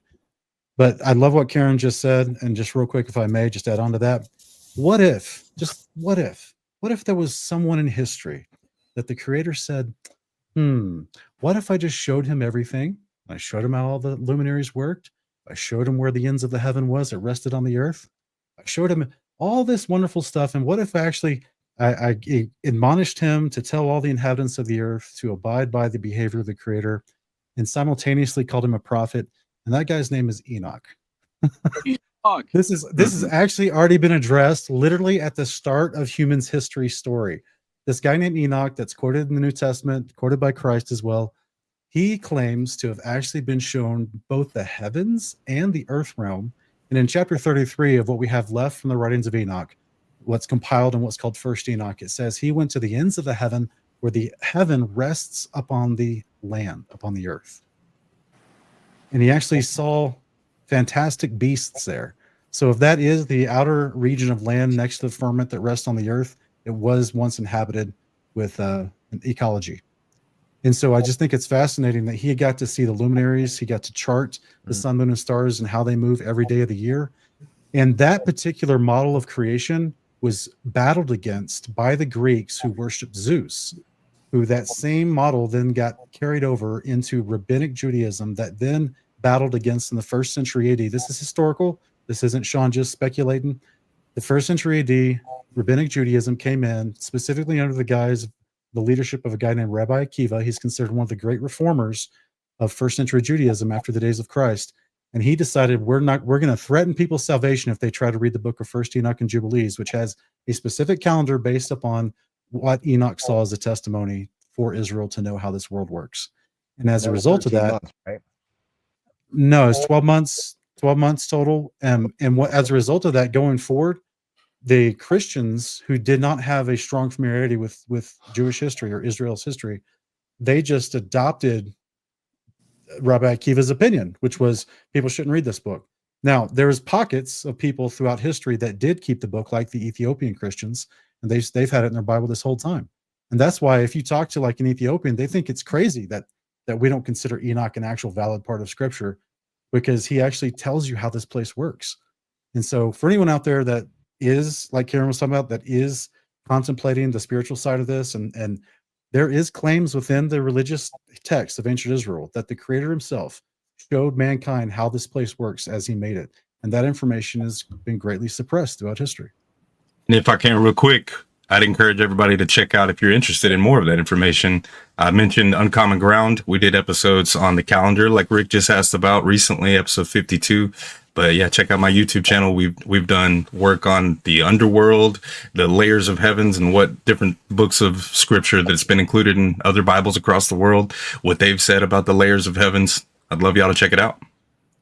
Yeah, I mean, one thing I think is really, as biblical cosmologists or people who claim to believe the scriptures to be God's inspired word, to not just to look at how he describes this realm. I mean, he's super descriptive that Sheol is beneath us, the bottomless pit is beneath us, the pillars are beneath us, the fountains of the deep are beneath us, that the throne is above us, that there's waters above us separated by a firmament, a rakia, that separate those waters above from the waters below, that the sun and moon stop, that the earth takes shape like clay under a signet. I mean, you can just go on and on, that the sky is like a molting looking glass, a cast metal mirror, a bronze mirror, whatever translation you want to look at. All these different super descriptive terminology. And then just to be, it's just weird to me to think that he would turn around and be like, well, what I really meant was it's a wobbly, tilted, spinning space pair. That's just odd to me. Upward I will rising. say though, space pair. I'll give my input real fast about this. Like, it's been floated that he's compromised and stuff like that. Like, I don't think that's the case. I think Jaron is like, he interpreted flat Earth in a way that's entirely different than me and some other people, and like he needs a model. He's been very clear about that, and I was with him in person talking to him about it, and he's not joking. Like, he needs a model, And I think the most eye-opening part of this whole thing for me is realizing that a lot of people didn't really come to flat Earth the same way. It's like the whole time I'm like, we don't have a model. In fact, the Bible says we're never gonna know exactly what the Earth is. We'll never know its dimensions. And there's like this beautiful aspect. That's like the most beautiful part of this is you kind of reset, and we have a bunch of people that like act like there is no God, acting like they know everything about everything, and kind of minimizing this place. And then you find out, oh, that's not true. And then it's like this explorative, kind of humbling moment. So that's what. So for me, it's like go back to the basics: empirical measurements of the surface, default empirical position, it's stationary, it's not moving. Interferometry's proven that, and we can get into microwave tests, radio tests. We just keep going. That we falsified the supposed curvature, obviously. So I guess I'm realizing that not everyone did think that or understand that, or like the logical parameters to coming to that conclusion. And that's okay. So I really don't have like hard feelings about that. Because I'm like, well, if you kind of interpret it another way, it's kind of good that you should say you don't think it's flat now. Because like if you interpret it the wrong way, well then you don't get it. So then you weren't like on the same page as say me or a lot of people and how we interpret it, right? So I think that if you don't interpret it the right way, that this will inevitably happen anyway. You need a model, you need replacement answers, you're kind of setting yourself up. So that's how I feel about the whole thing. And that's why I said falsification is independent of replacement. Like the second I made my first YouTube channel, like I coined that phrase because every debate I had, same thing. It's like, wait, here's what falsifies the alleged curvature. Well, how do you explain this? It's like, it doesn't matter. It's like, it's every single point for the globe is like, well, then how would this work? How is this? It's like, it doesn't matter. Like falsification is independent of replacement. I'm happy to speculate about it, but it doesn't matter. So I don't know. That's clearly what's going on here. I don't think it isn't necessarily some crazy, sinister, malevolent like movie plot. It's really not. It's just that people didn't come to the conclusion the same way. I mean, everyone should re-examine like the logical steps that get you to understanding that it's flat. So I still think it's a beneficial thing in the long run. So I didn't come to this understanding based on a 24-hour sun in the outer rim of a flat Earth. And so even when I used to look at the Gleason map for the first time, the A map, I would look at the artistic work, everything. I'm thinking, I'm like, does that? We can't go there. And then I started researching Antarctica. I was like, oh, we can go there, but it's a lot of hassle. It's a lot of trouble. And the average person doesn't have millions of dollars for a voyage to go there. And so clearly there's powers that be that don't want you going there anyway. So what can we figure out within what we can do, in our lives, right? Now, in the past week or so, I've actually reached out to travel companies to see if it is possible to chart a boat that could circumnavigate what's called Antarctica. And the response I got back was, it would take 3 months to do so. No captain would do it. But if you could find one, it would be $2 million minimum. So yeah, so I have an inside baseball on that, right? So there's only 3 companies that take people to Antarctica at all. Only 3 companies in the whole world. And but I just don't want to go across the Drake Passage. I want to circumnavigate. Is there a captain that would do that? And so they said it would take 3 months. So I brought this up because you're going to have to coordinate with one of the 3 companies because they're going to land somewhere in Antarctica. So then what you're bringing into it is the component of fuel. This is what I was told, right, by the girl that sets up all the stuff for ALE. So you'd have to kind of, I will give it to them. You'd have to take the risk if you're going to go from a landmass in say South America or whatever, and then just start flying because a plane can't do that full flight. I don't know. Actually, I don't know specifics. I'm assuming that the plane have to refuel. I want to charter a ship and go the coastline and map the coastline. Oh, you mean circumnavigate it? Yeah, that's what they said. It would take 3 months. 3 months to sail around and circumnavigate the landmass called Antarctica, and cost about $2 million. And I'm sitting there going, 11,000 kilometers. Why would it take 3 months? 3 months. That's what they told me. Yeah, I mean, you got to be stopping or something, right? You must be just. How fast would that? What would your no propellers, no sail? You're just floating. I'm saying in their paradigm, for it to take that long, you would have to be like stopping or something. I don't get it. Yeah. Not if you're chartering your own boat and you got provisions, you're ready to go. Like if I had $5 million to get a crew and a boat that's seaworthy in that regard. Like, so I misunderstood that whole thing. So I will say, I mean, if you don't coordinate with the companies, from my understanding, you have to go through the process yourself. So you have to go through all the permission process, and that alone is going to cost you. Okay, guys, here it is. We'll get the $5 million to do this trip. I need everyone to go to bravetees.com and buy my tea. And then you guys we'll raise the money like that. And then I'll be able to buy this boat or charter this boat and go. And then get well, denied. You guys know the story of the Norwegians. I'm sorry, right? Rick. Last thing. I'm sorry, Rick. I'll let you go. And that's it. That's what they also said is the what do they call it? The international. In addition to getting permission from your own country, the secondary permission you got to get, because it's not exactly the Antarctic Treaty because you're not going on the land, but you are going around the coastline, which is guarded by the military. So there's permission from your own country first, and then secondly, it's the International Association of Tour Operators in Antarctica or something like that. Yeah. So yeah, there's a couple. Good luck getting approved for that kind of thing. I'm sorry, Rick. Go ahead. So let me look at this real quick. I'm going to find this.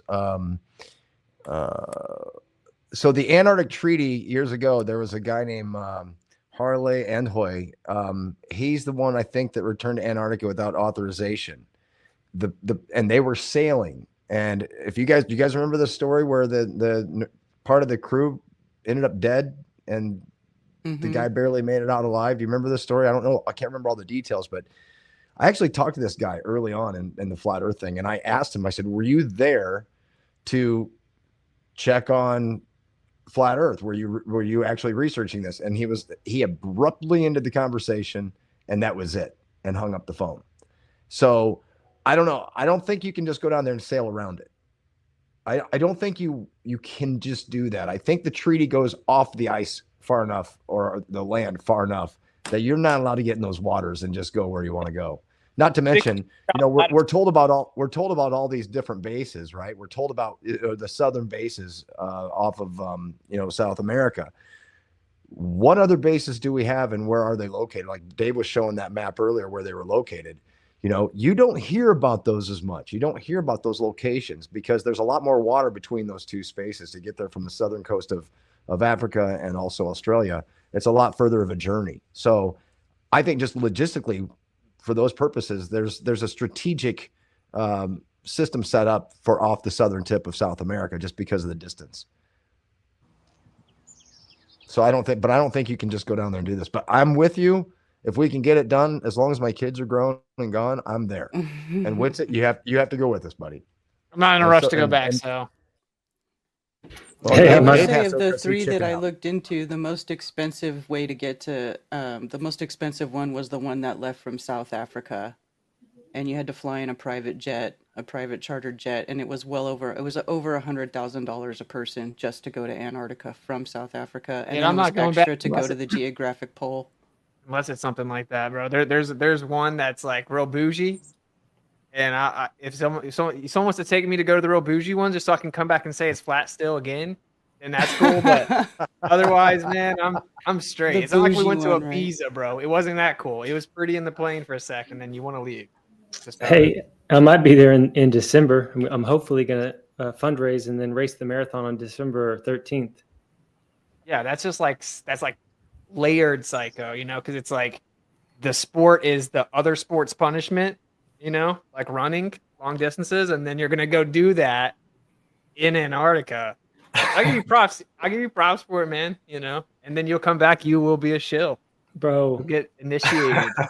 I looked at the results and I might be able to get top 3. Could you imagine if I went down there and won it and had like a I think you would win. That would be awesome. Oh my God, you should totally try to win it. The last he would win based on the numbers, so you're going to run a little slower there. But right. have you heard this part? The guy that won it ran a 3:26 this last time, and I'm like, oh, I got that for days because I'm like a 250 marathoner. But I've been in contact with the race director because we knew each other already on Facebook, and she said that he's usually a 240 marathoner on the road. So 240 to. And it was perfect weather. Yeah, it's perfect weather. weather. You got the crunch, and it's like it's interesting. And I ran a bunch in Nebraska on ice. I mean, I'm used to it with the ice in my beard and stuff. But I really popped back on to give 3 quick proofs because earlier I was busy. I had to handle stuff with the kids, and Witsit knows a lot of these stories. So in my journey of flat Earth, I've gotten to know some pilots, some private pilots and commercial pilots. That's like, oh yeah, it's totally flat. The sky and the ground run parallel. One of my good friends was in the military. He flew F-15. I'll drop the 2 links in the chat when I get done talking about it. But he was a WISO, WSO, so weapon systems officer. Yep. So he basically had like a PhD in radar and just the weapon system. 3 things that happened to him that really kind of woke him up, because a friend of his once said, like, hey dude, did you know the earth is flat? And he's like, you're ridiculous. That's dumb. One time he was in the jet. There were two different gyros for the person in the front of the jet and the person in the back. They had them spun up. They were about to take off, but there was a storm and they got just grounded for an hour. And the weird thing is each gyro processed in a different direction and neither of them lined up. If the moving globe was real, neither of them were in line with that. So that was one thing. Number two, this is probably my favorite because, you know, you guys said bring your favorite thing. Boston, can you hold on? Go back to that gyro. What caused them to go offset? Was it the thunderstorm coming over them? They just said they sat there for an hour and they were in different positions from each other. He didn't say that he thought it was the conclusion was that if the cause of the drift is what the globe claims, they should have been the same. Yeah, they should have just been in unison. The same direction. Yes. Yeah. Yes. Yeah. Second one, he's in the back and they're at like 38,000 feet. One of his jobs was to use his moving map to mark thunderheads that were busting up into their horizontal, because as they're flying along, they can't fly through those because of hail, whatever, it can damage the plane. So he just would mark one, and he said that this technology, it worked from 20, 40, 60, 80, all the way out to 120 nautical miles away. He was marking thunderheads at his horizontal. And if the weather systems and the clouds and everything contoured to the globe, the ones at 120 nautical miles would have been well below danger, but they were at danger. That one's a fun one to digest. The last one, I'll link this one. It's on my channel, and Taboo Conspiracy covered it too. He was stationed in Afghanistan, and he and the guy that was in the front saw K2 from 300 nautical miles away. They were like, dude, because it was a super clear day, very cold. And he had this technology that's called a moving map. He could use his cursor to move forward and tap anything. And there's a big red, like, watch out for this danger, because he was at 38,000 feet. K2's 38,000 feet. He moved his targeting map over to it. And it said it was at his horizontal also. It should have been a 2.5 degree look down angle, but the look down angle was level to what he was flying. It's like, bro, welcome to Flat Earth. So I wanted to share those three. People will say that who I'm talking about isn't real. I mean, he's a believer in I think he's going to maybe come on, bro. I think that we're going to maybe have him come on my channel. Like change his voice or hide him? Yeah. If you can do that. We have to do that. Yeah. But I wanted to share that with you guys. And, one last thing. People will say, Run Boston Bear, JT's lying. He doesn't exist. Oh, they're so emotional about the fact that we live on I verified him 100%. Yeah, for sure. I mean, I talk to him like weekly. Anyway. You can verify that he is what he says he is. Absolutely. I mean, so Run Boston, when you go down to that marathon, if you win, what you got to do is you got to turn your medal flat and then make sure you do a presentation. Flat gang. No, if you go all the way down there and you win, and you don't just flat smack them out there. As soon as you touch down in the States, we're throwing hands. If I win, I'm going to flat smack everybody I can, even news articles when I get back. Like, I'll make a big deal about it. But don't even answer their question. Just like awkwardly say stuff about Flat Earth. Yeah.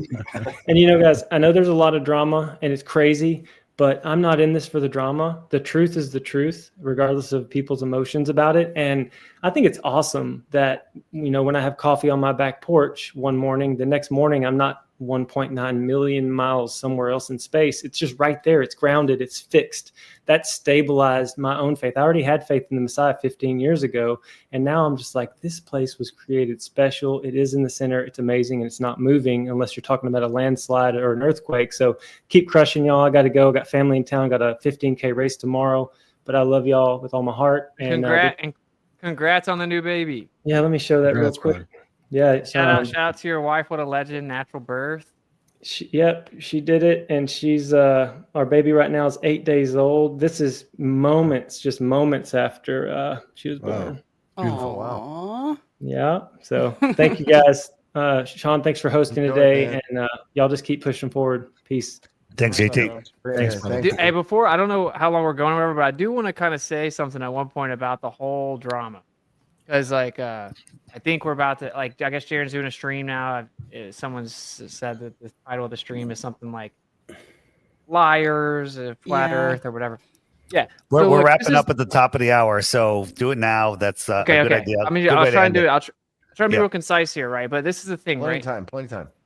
Well, I get what's going on. I get why people are triggered.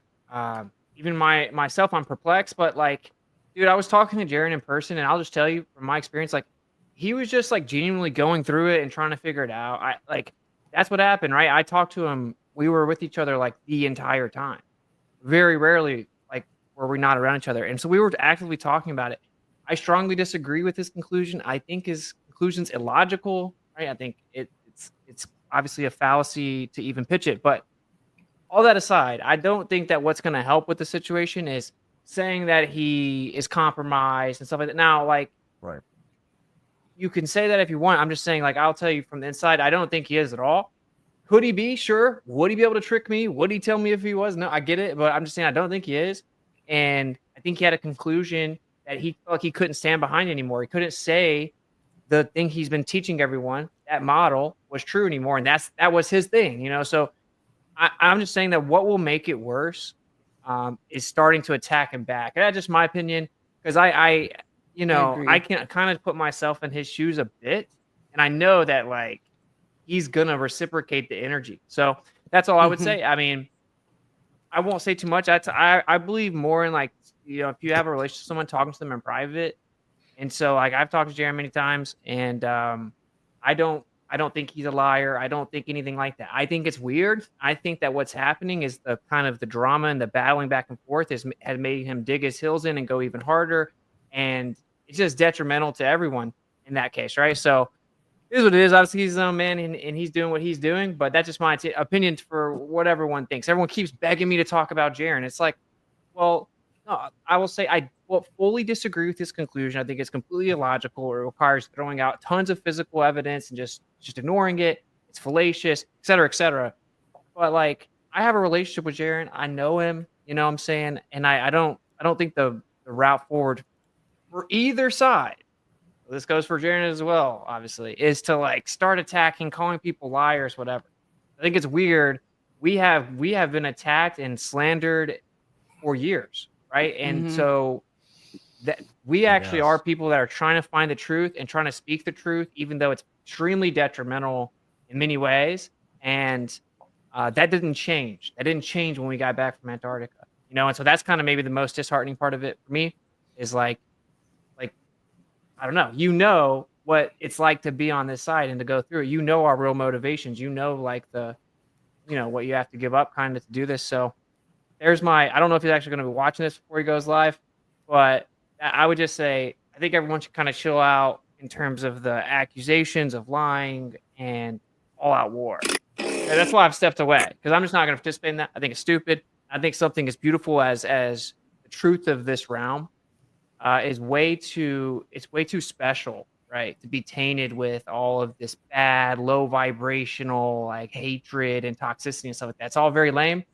So that's my take. Hopefully it kind of cools some people off, but who knows? And I just want to clarify, you said chill out, not shill out, right? Yeah. Yeah, I don't know. Austin's wearing yellow, and if you look at gematria in Babylonian, and then you look at I think Wes's shirt is red and yours is yellow, and red and yellow make orange. Illuminati confirmed. And I got black and white on, so I must be a Freemason. There you go. Hey, can I say something real quick? Because we've spent a lot of time talking about, like, biblical cosmology and stuff like that. And I mean, obviously I teach that as well, but, you know, you could even, for the sake of this argument, throw this out for a second, right? And you could go to what the Hindus thought. What did they think? Was it a ball spinning in space? And no, they did not. No, how about the Poetic Edda? What did they say? What did those Norse, those master sailors, what did they say? Flat, stationary, it's domed. How about the American Indians? How about the Cheyenne? How about the Hopi? How about the Ojibwe? How about the Cherokee? What did they say? Gave almost the exact descriptions that we have of what we can actually measure. How about the Aztecs, right? How about the Aztecs here? What did they say? Same thing. Gave you almost the exact descriptions. One more, of course, the Egyptians. So when you say, like, a lot of people say biblical cosmology, it's like, okay, cool. But you know how many other cultures absolutely said the exact same thing? No one gave us a ball. No one gave us space. Nobody. The only body that gave us this was a bunch of, well, Satanists, right? So, Marty, yeah, the Aztecs. Marty, Sean, somebody, one of you guys, can you guys answer this real quick? Because there's been a debate on what the word firmament actually means. Karen, you and I had this conversation earlier today.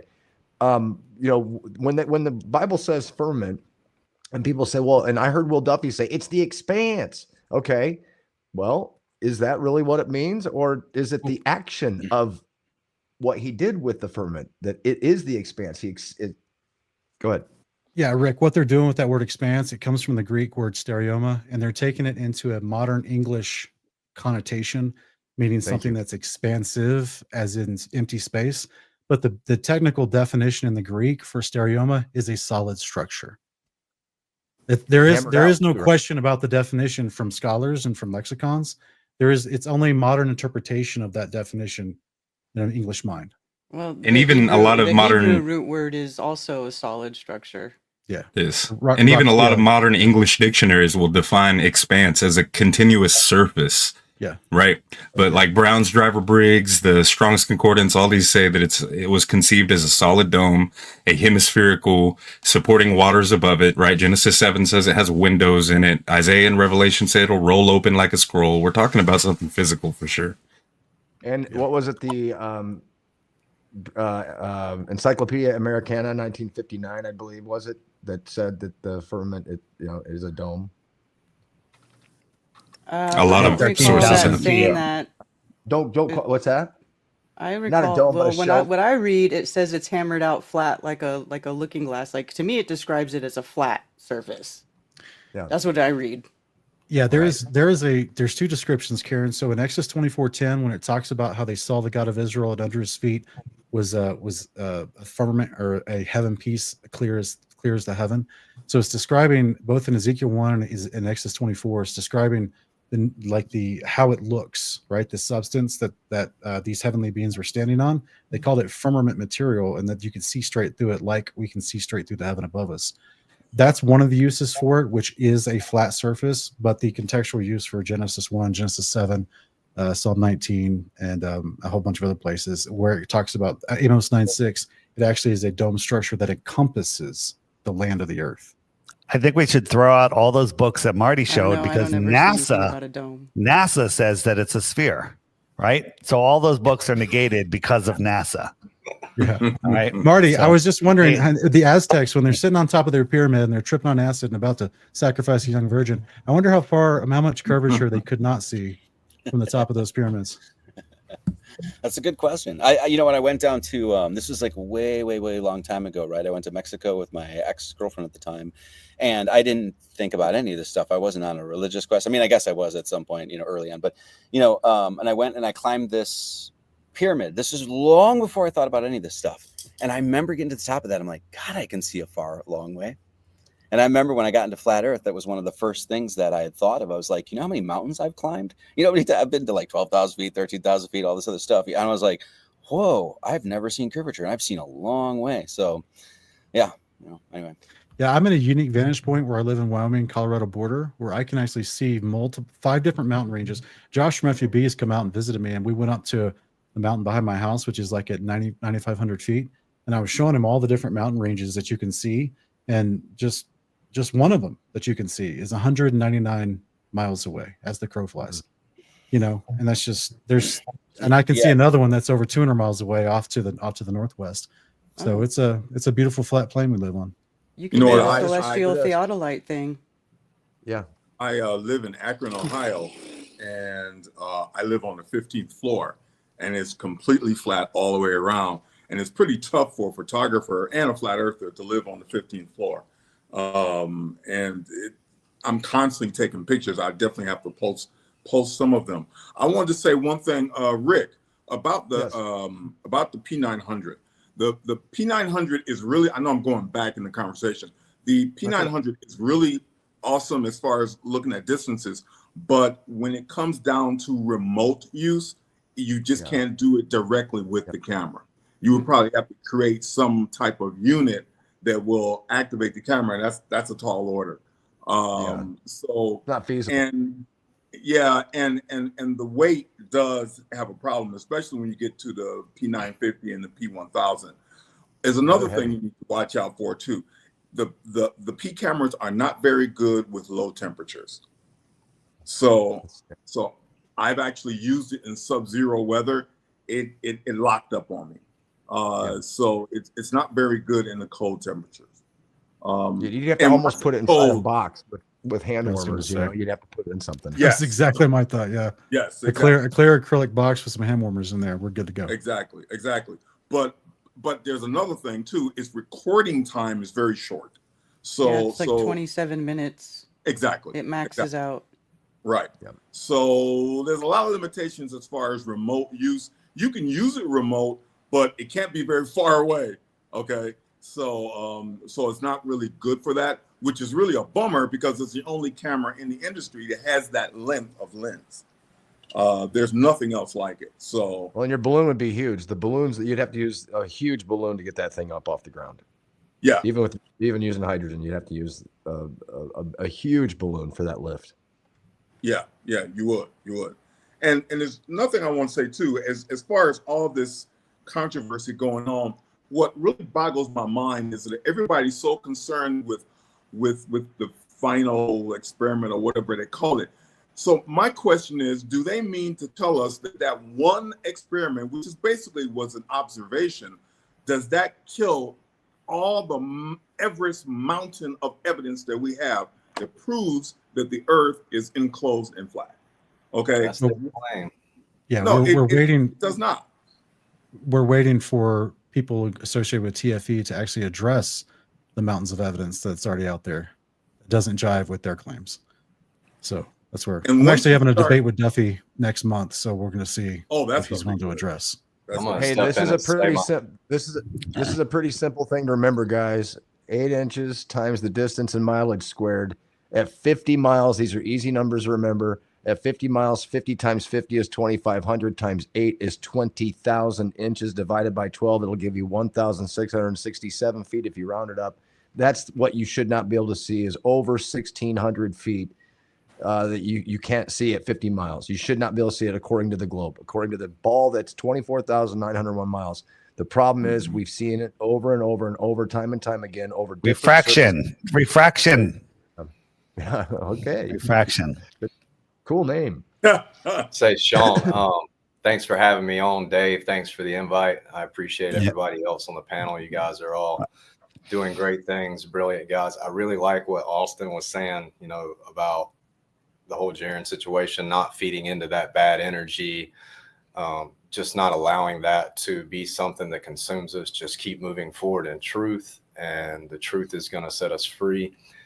With me, I just want to reassure everybody that's watching or listening, don't cling to a model. Don't cling to me. I know that's weird coming from a guy who's actually trying to model things, but don't do that. I think that's how we got in the problem, in this whole problem to begin with. But is it okay to try to model things and show proof of concept for different modalities? Absolutely. Should we cling to that? No, we shouldn't. We should cling to our Savior. We should cling to the Word, because that's what He tells us to do.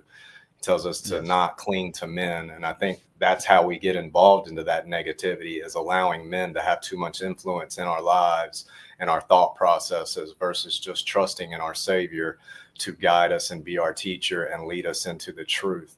So I'll just close with that.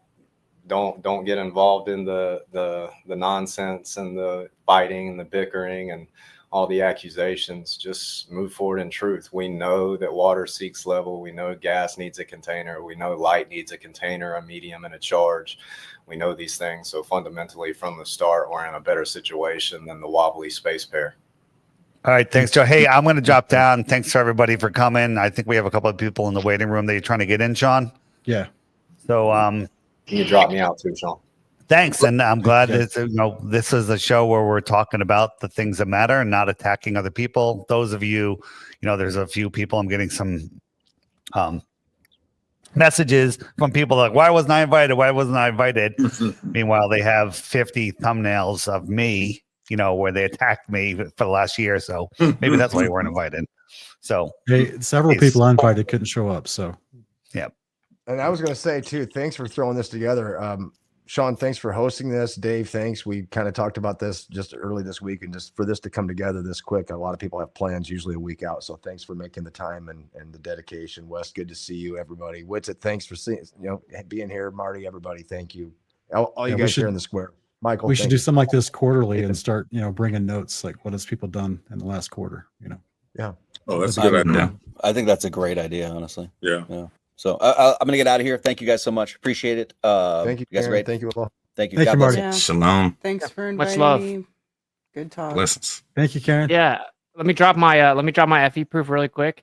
So radar, our radio wave sent was supposed to get blocked at 10 miles, just like 6 feet off the water. It's over 900 megahertz, which is the ionosphere is only supposedly 40 megahertz, so it would penetrate directly through it 30 times over. And it went 830 miles first attempt. So yeah, that's just not possible at all. Well, cool, man. Thanks for inviting me on, brother. Yep. Thank you for coming. Thanks, Witsit. Thanks, man. Good to see you, Austin. Cheers. Thanks, Karen. If I could plug, we got a meet up in Atlanta this weekend, guys, and then I'm moving west. I'm getting Texas, Memphis, Birmingham, Arkansas, Nevada, Phoenix. I'm moving. So if you guys are in those areas, let me know. We can meet up and do an interview, but also do a meetup in that area. And I love you guys. Keep up the good work. Be the change you want to see on Flat Earth. Love is patient and kind. I'll see you in the next one. And I think we should do this every other month or once a month. Good work, Sean. Thanks for setting it up. Thanks, brother. Hey, Nathan, let me know when you're in Texas. Yeah, I'll be probably next week sometime. I love y'all. Y'all Right take on. care. Much love, bro.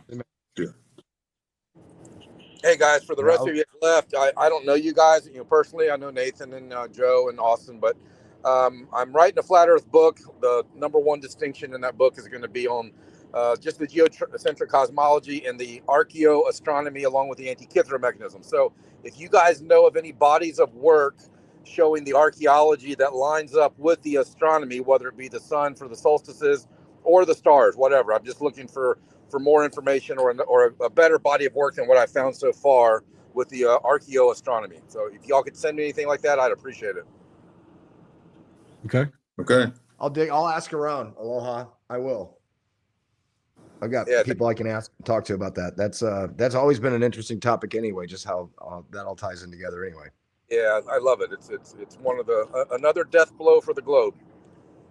So I'm curious, when you say archaeological astronomy, were you talking about so for instance, certain cultures and religions would build their temples in pertaining to how they saw the cosmos and the cosmology, like something like that, like a stupa in ancient India? Or are you talking about structures that will have a hole in them and they'll line up when you see the sun in a certain part of the sky at a certain part of the year? Like the Guidestones had. The Guidestones like that, yeah. I was curious. Aloha. You still there, brother? Aloha, you're muted. You're muted. Aloha, you're muted. Did we lose him? Can you hear me now? Oh, there he is. Yeah, now we hear you. Hello?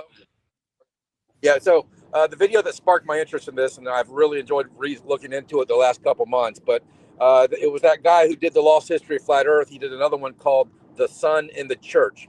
And he shows a few different videos where and he mostly just talked about the ecliptic and the solstices.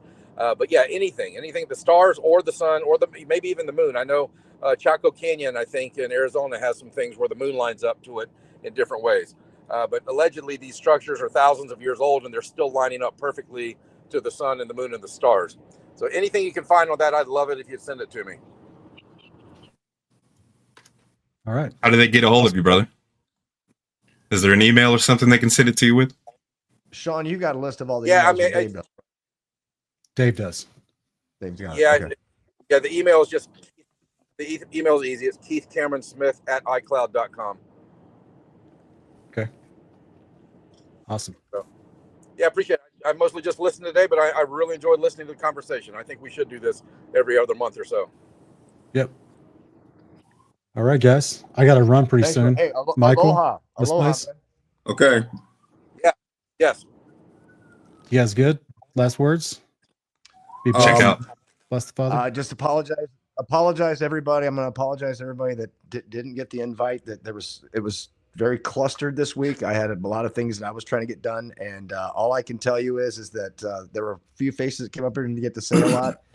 Friend of Yahweh, thank you for checking in. No, I wanted Noel Hadley to join. I probably didn't get the link to him. I apologize. He's the one that he's written a lot of books. But it's one of those things where if you forgot or didn't get mentioned, it's nothing personal. It just kind of happened. This was a last minute thing, and it's all Sean's fault. There you go. No, it's my fault, brother.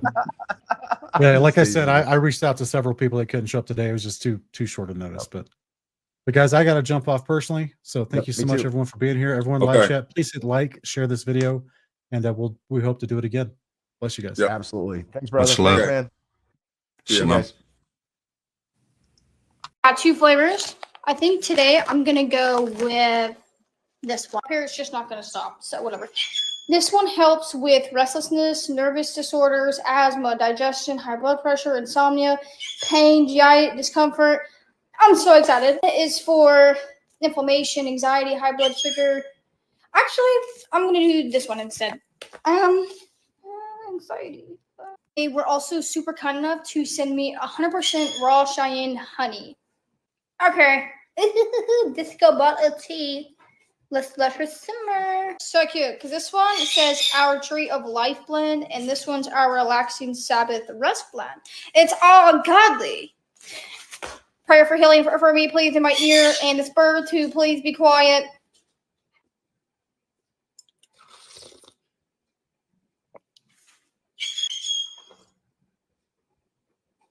They were not playing. No joke, this is actually really good. I'm shocked, and I don't even like tea. This is literally blessed by Yeshua. Can I get an amen, sweet Pete? I pray.